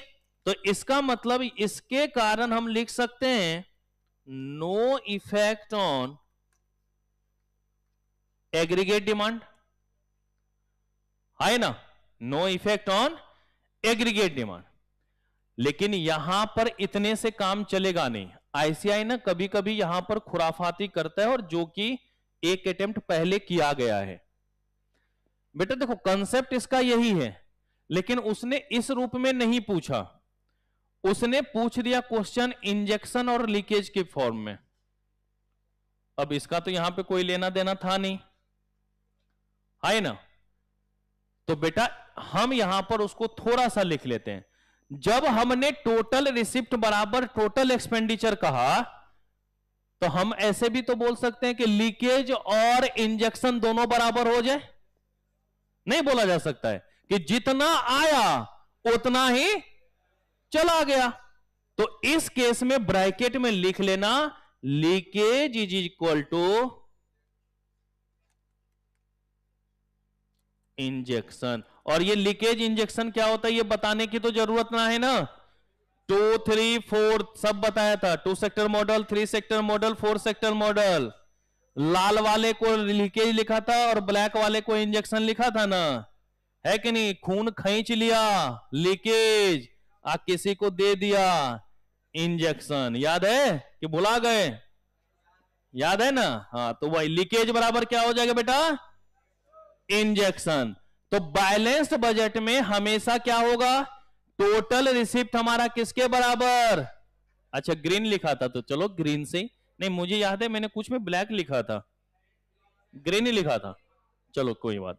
तो अच्छी है, लाल खून चूसा गया और ग्रीन खून दे दिया गया, ठीक है। तो लीकेज और इंजेक्शन अगर बराबर होगा तो वो हमारा किसके अंतर्गत आएगा? Balance budget. तो अगर इससे भी रिलेटेड पूछेगा तो काम कर लोगे। रिसिप्ट और एक्सपेंडिचर से पूछे तब भी हमारा काम चल जाएगा, और अगर लीकेज और इंजेक्शन के फॉर्म में पूछेगा तब भी हम लोग लिख सकते ही नहीं लिख सकते। तो पहली कहानी तो हमारी ये हो जाएगी। इसी तरीके से क्या सरप्लस बजट नहीं हो सकता क्या? भाई अगर बैलेंस्ड बजट हो सकता है तो सरप्लस भी हो सकता है और डेफिसिट भी हो सकता है। तो दूसरा नाम हम लोग लिख लेते हैं बेटा सरप्लस बजट। क्या लिख दिया? सरप्लस का मतलब फायदेमंद। भाई गवर्नमेंट के पास रिसिप्ट ज्यादा हो जाए और खर्चा कम हो तो वो किसके अंतर्गत आएगा बेटा हमारा? तो इसका मतलब सरकार यहां पर खर्च हमेशा क्या कर रही होगी? कम कर रही होगी। तो इसको हम लोग लिख सकते हैं बेटा, total receipt greater than total expenditure. बोलो, total receipt greater than total expenditure. ठीक है बेटा, अब बताओ, गवर्नमेंट अगर खर्चा कम कर रही है तो मार्केट में एग्रीगेट डिमांड क्या होगा? जितना कम खर्चा एग्रीगेट डिमांड भी क्या होगा? तो इस केस में एग्रीगेट डिमांड के ऊपर क्या इंपैक्ट? Aggregate demand decreases. क्या हो जाएगा बेटा? Aggregate demand decreases. अच्छा जी, अगर लीकेज और इंजेक्शन के फॉर्म में देखे, लीकेज ग्रेटर देन, तभी तो रेवेन्यू बढ़ा होगा ना। रेवेन्यू कब बढ़ा होगा? ठीक है, तो आपसे ज्यादा पैसा निकलेगा तब ना गवर्नमेंट के पास रिसिप्ट ज्यादा होगा। जब आपके पास से निकलेगा ही नहीं पैसा तो गवर्नमेंट के पास गया होगा क्या? तो आपके लिए लीकेज क्या हो गया? ज्यादा हो गया, तो गवर्नमेंट के लिए वो रिसिप्ट क्या हो गया? ज्यादा हो गया। तो लीकेज ग्रेटर देन इंजेक्शन। और तीसरा अगर लिख सकते हैं तो क्या आ जाएगा बेटा हमारे पास?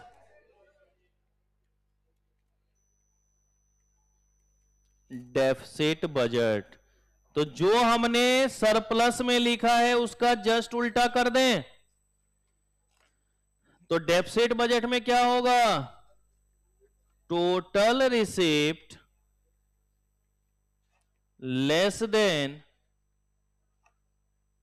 Total expenditure. Total receipt less than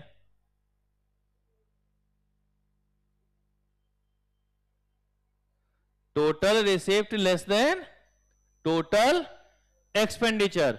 तो इस केस में एग्रीगेट डिमांड क्या होगा बेटा? इंक्रीजेज। और लीकेज लेस देन,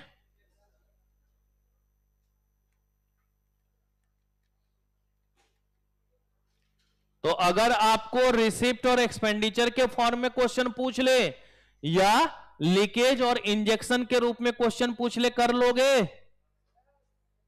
पक्की वाली बात? मजा फिर भी ना आवेगा। अभी तो मैंने इसमें 5-6 बातें बोली है, अभी तो पहला ही हुआ है। ठीक है, और टाइम की तरफ मत देखो ना बेटा, समय का काम क्या है, चलते रहना। कल भी इस टाइम में इतना ही बज रहा होगा, है कि नहीं? चलो, तो पहला हमने यहां पर क्या लिखा? Budget as instrument of fiscal policy. तो बजट वाले केस में हमने 3 केस देख लिया, बैलेंस्ड बजट का, सरप्लस बजट का और डेफिसिट बजट का। बैलेंस्ड में हमारा टोटल रिसिप्ट और टोटल एक्सपेंडिचर दोनों क्या होगा? बराबर होगा। तो इसके कारण हमारे एग्रीगेट डिमांड के ऊपर कोई इस तरीके का प्रभाव नहीं पड़ेगा। और इस केस में लीकेज और इंजेक्शन भी क्या होगा? बराबर होगा। दूसरा हमने देखा सरप्लस बजट। सरप्लस वाले बजट के अंतर्गत हमने क्या बोला कि रिसिप्ट हमारे पास ज्यादा होगा और एक्सपेंडिचर क्या होगा बेटा? तो हमने क्या लिखा? Total receipt greater than total expenditure. और इस केस में हमारा एग्रीगेट डिमांड क्या हो जाएगा? कम हो जाएगा। और लीकेज की वैल्यू ज्यादा होगी और इंजेक्शन क्या होगा? कम होगा। और थर्ड जो हमने डेफिसिट लिखा, तो डेफिसिट के अंतर्गत क्या हो गया बेटा? Total receipt less than total expenditure. Aggregate demand हमारा क्या होगा? बढ़ जाएगा, लीकेज की वैल्यू कम होगी और इंजेक्शन की वैल्यू ज्यादा होगी। ओके, क्योंकि डेफिसिट है तो इसका मतलब एक्सपेंडिचर ज्यादा हुआ होगा ना, तो गवर्नमेंट का एक्सपेंडिचर ही तो इंजेक्शन है प्रोड्यूसर के लिए। ओके, चलिए अब यहां पर दूसरी बातों की तरफ बढ़ते हैं हम लोग, क्योंकि पहला तो हमने नोट कर लिया। दूसरा लिखिए, fiscal policy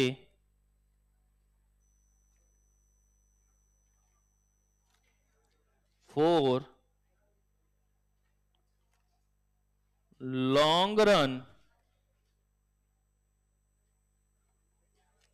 economic growth, fiscal policy for long run economic growth. तो चलिए पहले लिख लेते हैं फिर इसको समझते हैं। कहता है fiscal policies such as those involving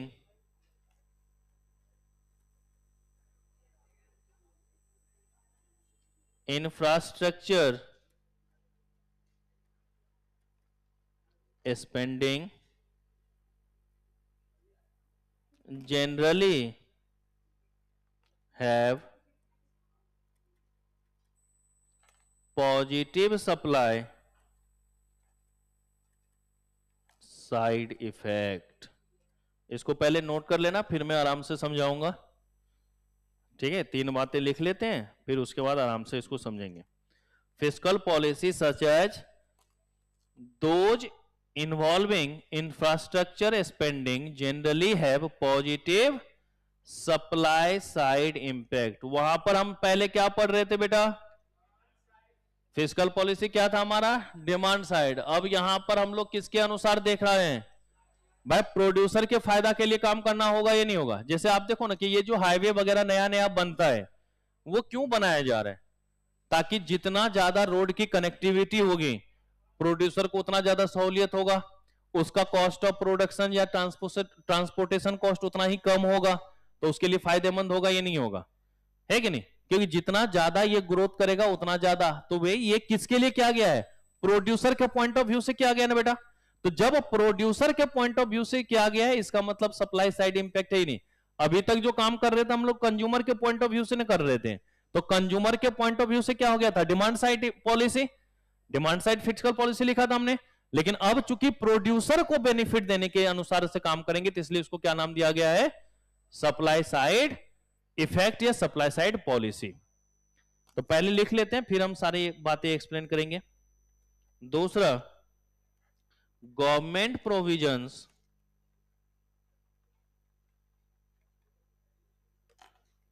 for public goods such as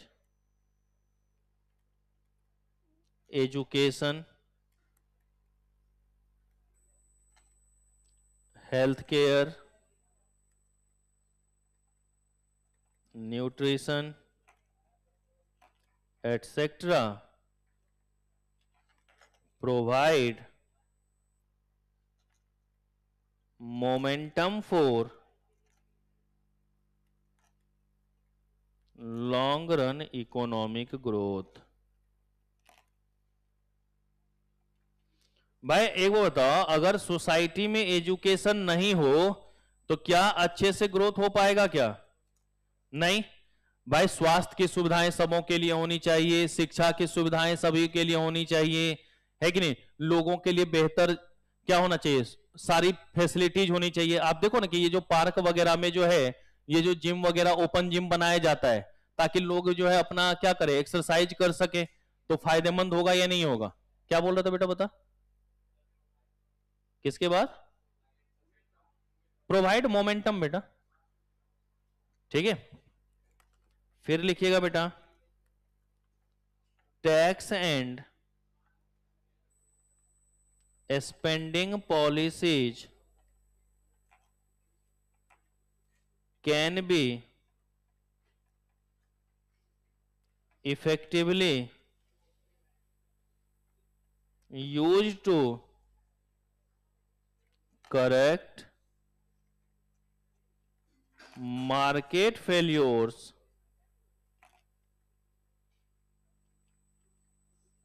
resulting from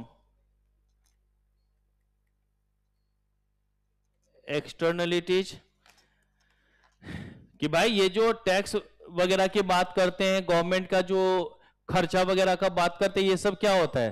ताकि गवर्नमेंट इस तरीके से इंटरवीन करे कि जो भी एक्सटर्नलिटीज के कारण कोई भी हमारा प्रभाव पड़ रहा है जिसके कारण मार्केट फेलियर हो रहा है तो उसको कंट्रोल किया जा सके। आपको याद होगा जब हमने गवर्नमेंट इंटरवेंशन बढ़ाया था एक्सटर्नलिटीज के अंतर्गत, तो हमने बोला था ना धुआं छोड़ने का भी एक लिमिट रखा गया, उससे ज्यादा लिमिट के ऊपर क्या होता था, टैक्स वगैरह चार्ज किया जाता था, पेनल्टी वगैरह लगाया जा सकता था। सारी चीजें हुई ना कि भाई आप एक ड्यूरेशन में, एक टाइम पीरियड में इससे ज्यादा जो है पॉल्यूशन नहीं कर सकते। अभी आपने देखा होगा कि थोड़ी सी पॉल्यूशन हो गई, कंस्ट्रक्शंस वगैरह के ऊपर रिस्ट्रिक्शंस लगा दिया गया, नहीं लगा दिया गया? वो जो बाहर में कोयला वगैरह पे काम होता था उन सब के ऊपर रोक लगा दिया गया, नहीं लगा दिया गया? दीपावली में पटाखा वगैरह पे बैन था या नहीं था? तो ये सब सारी चीजें हो रहा है गवर्नमेंट क्या, ताकि लोगों के ऊपर उतनी ज्यादा इंपैक्ट ना हो उसके लिए काम किया जा रहा है, ये नहीं किया जा रहा। तो मार्केट फेल्योर से बचाव के लिए तो काम कर रहे हैं या नहीं कर रहे? तो ये सब किसको ध्यान में रख के, प्रोड्यूसर के पॉइंट ऑफ व्यू से सोच रहा है। किसके पॉइंट ऑफ व्यू से सोच रहा है बेटा?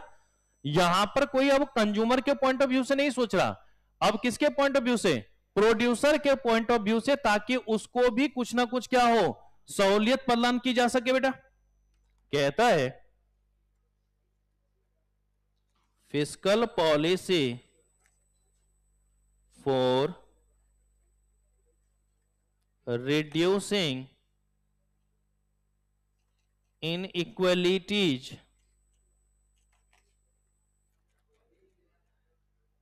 Of income. बेटा एक वो बताओ, गवर्नमेंट का जो हमेशा मोटिव रहा है कि भाई मार्केट में सभी के बीच में क्या होनी चाहिए, समानता होनी चाहिए। सभी के बीच में क्या होनी चाहिए, समानता होनी चाहिए। इक्वलिटी की बात करता है या नहीं करता? अब अगर इक्वलिटी की बात करता है तो उसी के लिए तो प्रोग्रेसिव टैक्स वगैरह का बात किया गया। तो इक्वलिटी के लिए गवर्नमेंट ने क्या करा बेटा, प्रोग्रेसिव डायरेक्ट टैक्स सिस्टम। भाई जितना ज्यादा तुम इनकम अर्न करते जाओगे उतना ज्यादा तुम्हारा टैक्स बढ़ता चला जाएगा, इक्वलिटी के कारण ही ना। या फिर डिफरेंशियल इनडायरेक्ट टैक्स सिस्टम। अब ये डिफरेंशियल इनडायरेक्ट टैक्स सिस्टम का क्या होगा? भाई एक वो बताओ, कोई ऐसा है, मोमेंटम का मतलब होता है बेटा एक फ्लो, ठीक है ना, कि अगर डिफरेंशियल इनडायरेक्ट टैक्स, भाई कोई लग्जरियस गुड्स ज्यादा से ज्यादा कंज्यूम करता है तो तुम टैक्स ज्यादा दो, है कि नहीं? एसेंशियल गुड्स है, चलो टैक्स फ्री कर देते हैं। ऐसी कोई नॉर्मल वगैरह की है, एक नॉमिनल चार्ज कर लिया जाता है। अब जैसे एक वो बताओ, आपने देखा होगा कि ये जो जीएसटी का रेट वगैरह देता है तो देता है ना कि भाई एसेंशियल आइटम्स पे 0%, उससे ज्यादा बढ़ जाता है तो 5%। ये जो आप लोग ठेला पे खाना खाते हो, क्या ये आपसे जीएसटी चार्ज करता है? लेकिन जब होटल में जाते हो तो 5% चार्ज होता ही नहीं, और बड़े होटलों में जाते हो तो 18% भी है, बहुत जगह ऐसे भी जहां पे 28-28% चार्ज। तो जितनी ज्यादा लग्जरियस की तरफ बढ़ते जाते हो टैक्स का रेट भी बढ़ता जाता ही नहीं। तो अगर लग्जरी गुड्स है तो tax rate high, essential goods है नील। तो ऐसा हो सकता ही नहीं हो सकता। तो ब्रैकेट में समझने के लिए लिख लेना, luxury goods tax rate high, high ना, एसेंशियल गुड्स जीरो टैक्स या टैक्स फ्री कह दो। होता या नहीं होता बेटा? तो जितना ज्यादा आप महंगी वस्तुएं खरीदेंगे उतना ही ज्यादा आपसे क्या करेगा, जीएसटी वगैरह वसूला जाएगा। और जीएसटी वगैरह क्या है हमारा, इनडायरेक्ट टैक्स है या नहीं है? डायरेक्ट आपसे नहीं लिया जा रहा है, आपकी इनकम पे नहीं लिया रहा है, लेकिन आपने उस कॉमोडिटी को कंज्यूम किया है, इसके लिए आपको अतिरिक्त टैक्स देने की जरूरत है या नहीं है? ठीक है। लेकिन प्रोग्रेसिव टैक्स के अंतर्गत क्या था कि तुम जितना कमाते जाओ उतना ज्यादा टैक्स देते जाओ। देखते हो ना कि एक लिमिट 5 लाख तक जीरो है, कि 5 लाख रुपए तक आप अगर कमाओगे एक भी पैसा नहीं, लेकिन जैसे जैसे ऊपर बात बढ़ते जाते 5%, 10%, 15%, 20%, 30% बढ़ता जाता ही नहीं, आगे चल के सरचार्ज भी लगना शुरू हो जाता है। तो ये हमारा प्रोग्रेसिव टैक्स। तो ये किसके कारण हो रहा है? ताकि इनइक्वलिटीज को क्या किया जा सके, कम किया जा सके। कि भाई किसी का बहुत ज्यादा है, किसी का बहुत कम है, तो उन चीजों को दूर करने के लिए ही हमारा कौन सा आएगा बेटा, बताओ? तो देखो और लास्ट में इसमें लिखिएगा बेटा अदर्स मेजर्स।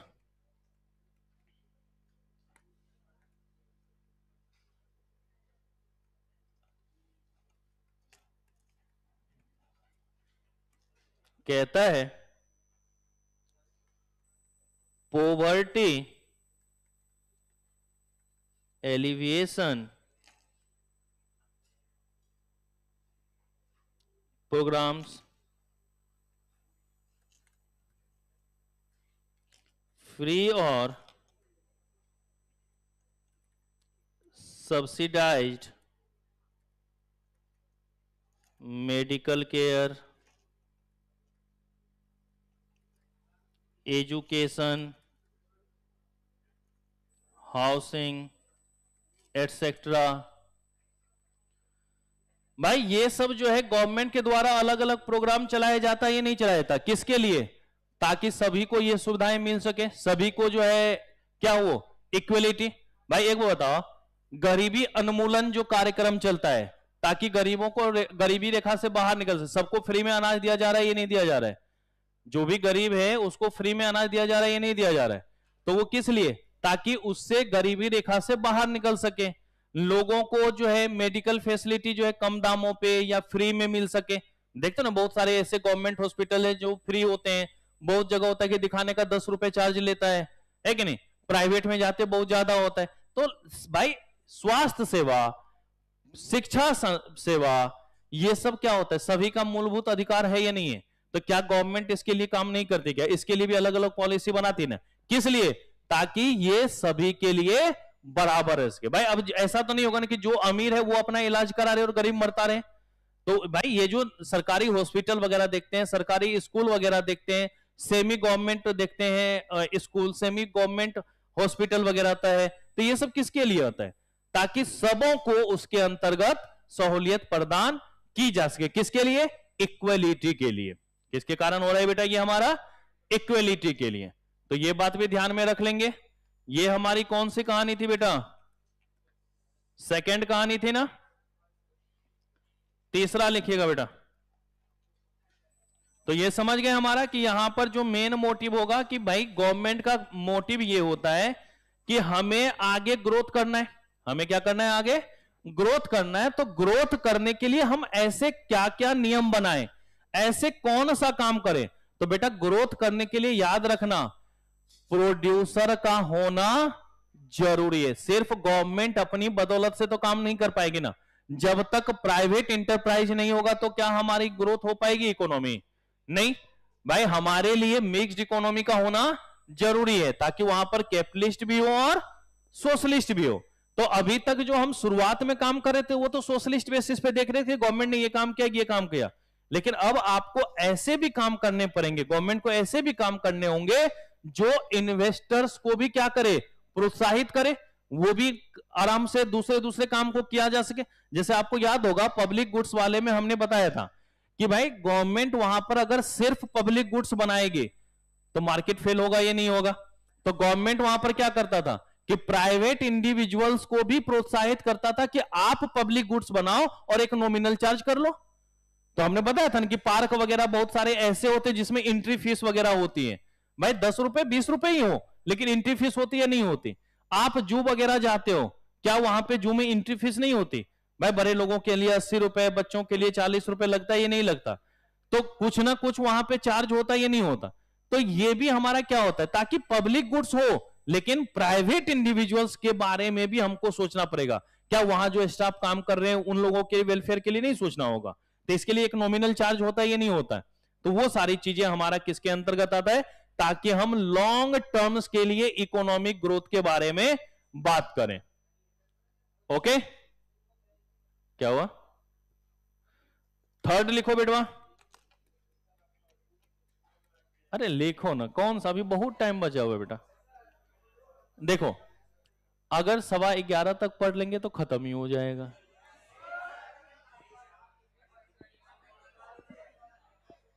अच्छा एक कम से कम और कर लो ना, देखते हैं। 15-20 मिनट दो करो।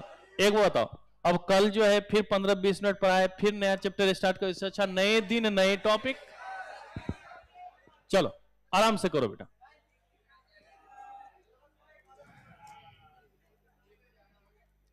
limitations of fiscal policy, limitations of fiscal policy।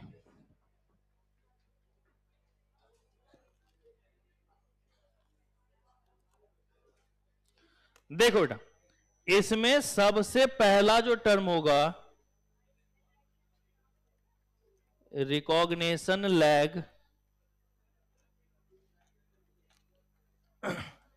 इसमें चार बातों को हम लोग देखेंगे, तो सबसे पहला क्या है?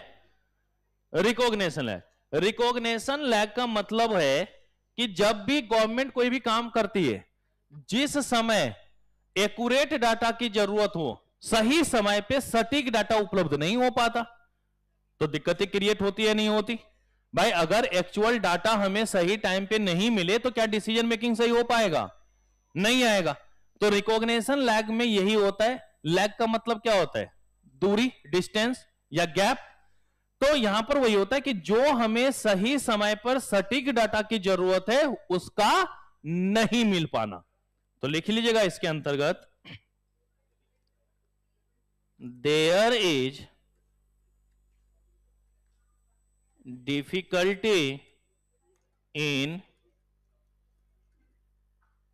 collecting accurate and timely data। कि इस केस में हमें क्या हो रहा है बेटा कि जिस समय पे हमें सही और एक्यूरेट डाटा की जरूरत थी, समय पर चाहिए था, वो हमारे पास उपलब्ध नहीं हो पाएगा। तो याद रखिएगा, जहां पर भी आपको एक्यूरेट और टाइमली डाटा की बात करेगा वो किसके अंतर्गत आएगा बेटा? रिकॉग्निशन लैग के अंतर्गत। जी हाँ,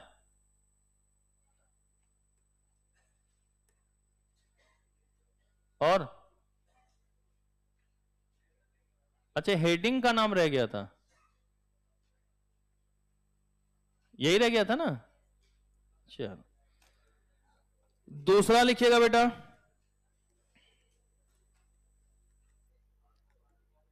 डिसीजन लैग। बेटा एक वो बताओ, अगर आपको डाटा सही टाइम पे नहीं मिला तो क्या परफेक्ट टाइम पे डिसीजन ले पाएंगे? और डिसीजन में देरी होगी तो उसका भी इंपैक्ट होगा या नहीं होगा?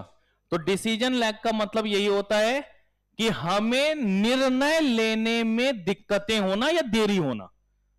भाई जो भी हमें डिसीजन लेना था वो हम टाइमली डिसीजन नहीं ले पाए। भाई इंडिकेटर में यही चीजें तो हम लोग पढ़ रहे थे, याद है ना? 3 इंडिकेटर पढ़े थे हम लोग, लीडिंग, कोइंसिडेंट और lagging indicator.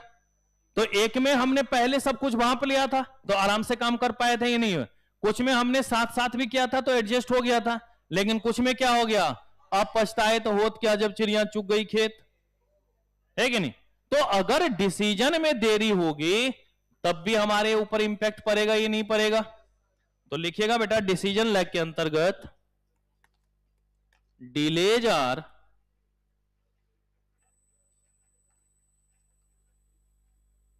likely to occur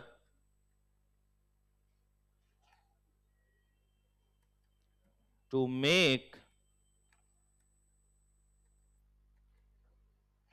decision on the most appropriate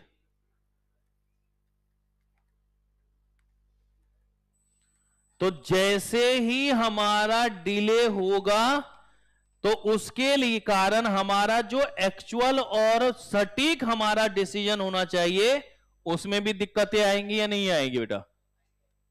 okay. तीसरा, इंप्लीमेंटेशन लैग।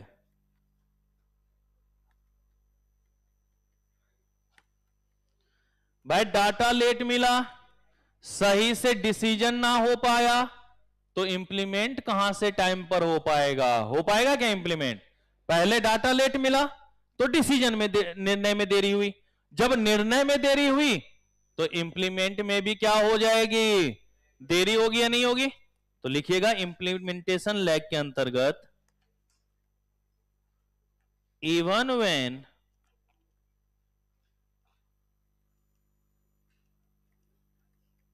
appropriate policy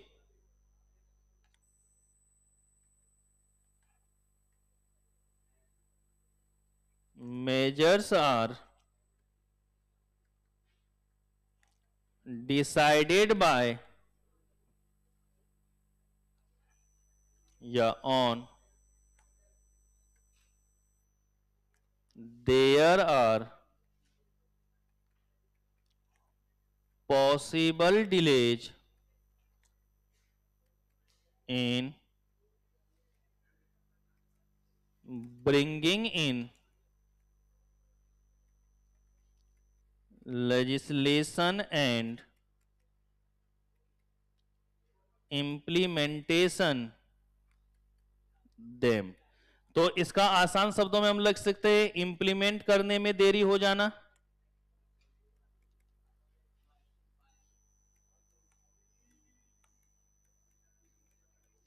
ठीक है, तो इंप्लीमेंटेशन में क्या हो गया, इंप्लीमेंट करने में देरी। डिसीजन में क्या हो गया, निर्णय में देरी। मतलब सही टाइम पे हमारे को निर्णय लेने के लिए उपलब्ध नहीं हो पाया, हम सही टाइम पे निर्णय नहीं ले पाए।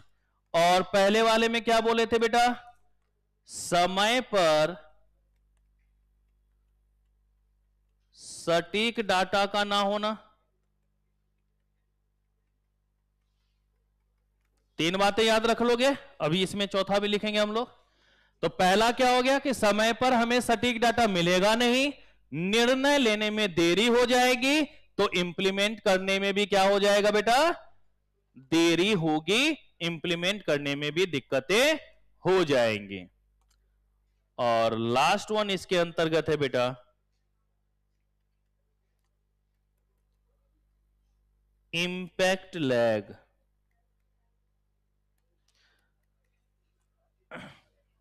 भाई एक बात बताओ, अगर कोई काम हम इसी अटेम्प्ट में कर ले तो फायदा है, लेकिन बुद्धि खुले जनवरी के बाद, रिजल्ट आने के बाद, जब रिजल्ट में लिखा हो अनसक्सेसफुल, अरे बुद्धि कहां है रे, नहीं आया है, अच्छा।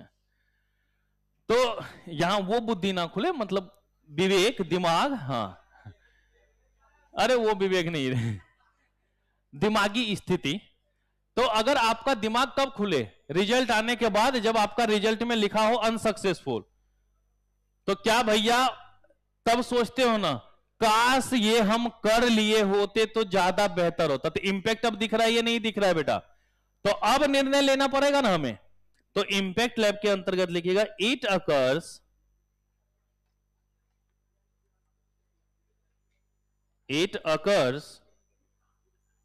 when the outcomes of a policy are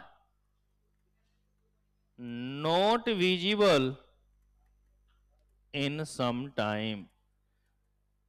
भाई अभी जो आप मस्ती कर रहे हो ना, ये अभी ना पता चलेगा, कुछ समय रुको तो सही, अपने आप सारा भ्रम दूर हो जाएगा। तो ये कहलाता है बेटा इंपैक्ट लैग। ठीक है, तो पहला, हम सही से डाटा को एक्यूरेट समय पे कैलकुलेट कर नहीं पा रहे, तो इसलिए पढ़ाई में हम लोग क्या कर रहे हैं, निर्णय नहीं ले पा रहे कि पढ़े ना पढ़े, थोड़े दिनों के बाद शुरू करेंगे।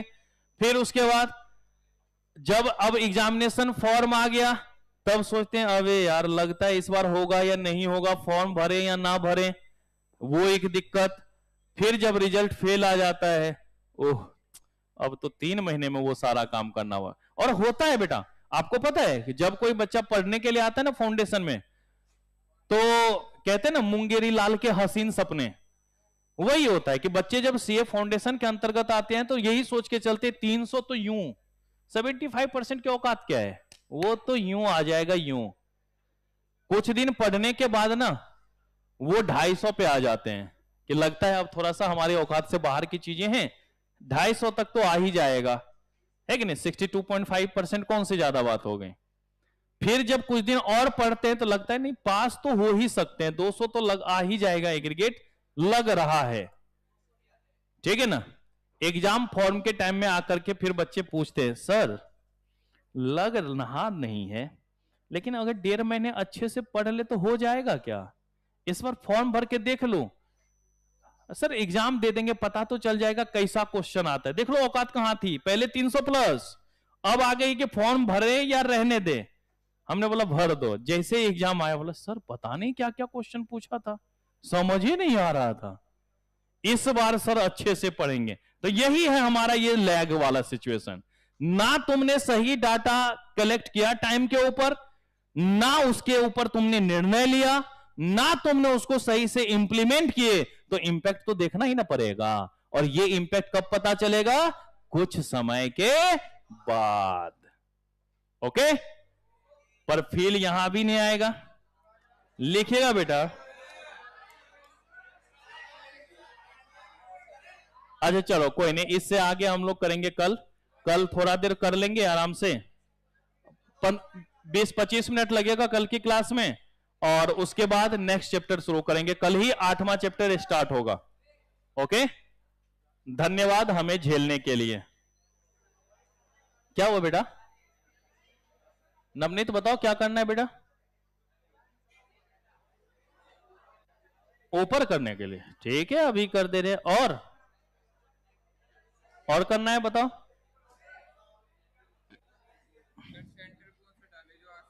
दिल्ली 5 होगा या 6, उसमें देख लेना, करकटुमा वगैरह लिखा होगा। हाँ तो वही वर्ड। और करना है बेटा नवनीत? डलवा दूंगा टेंशन फ्री, करवा दूंगा। तो अभी तो कल से तो शुरू ही हुआ ना।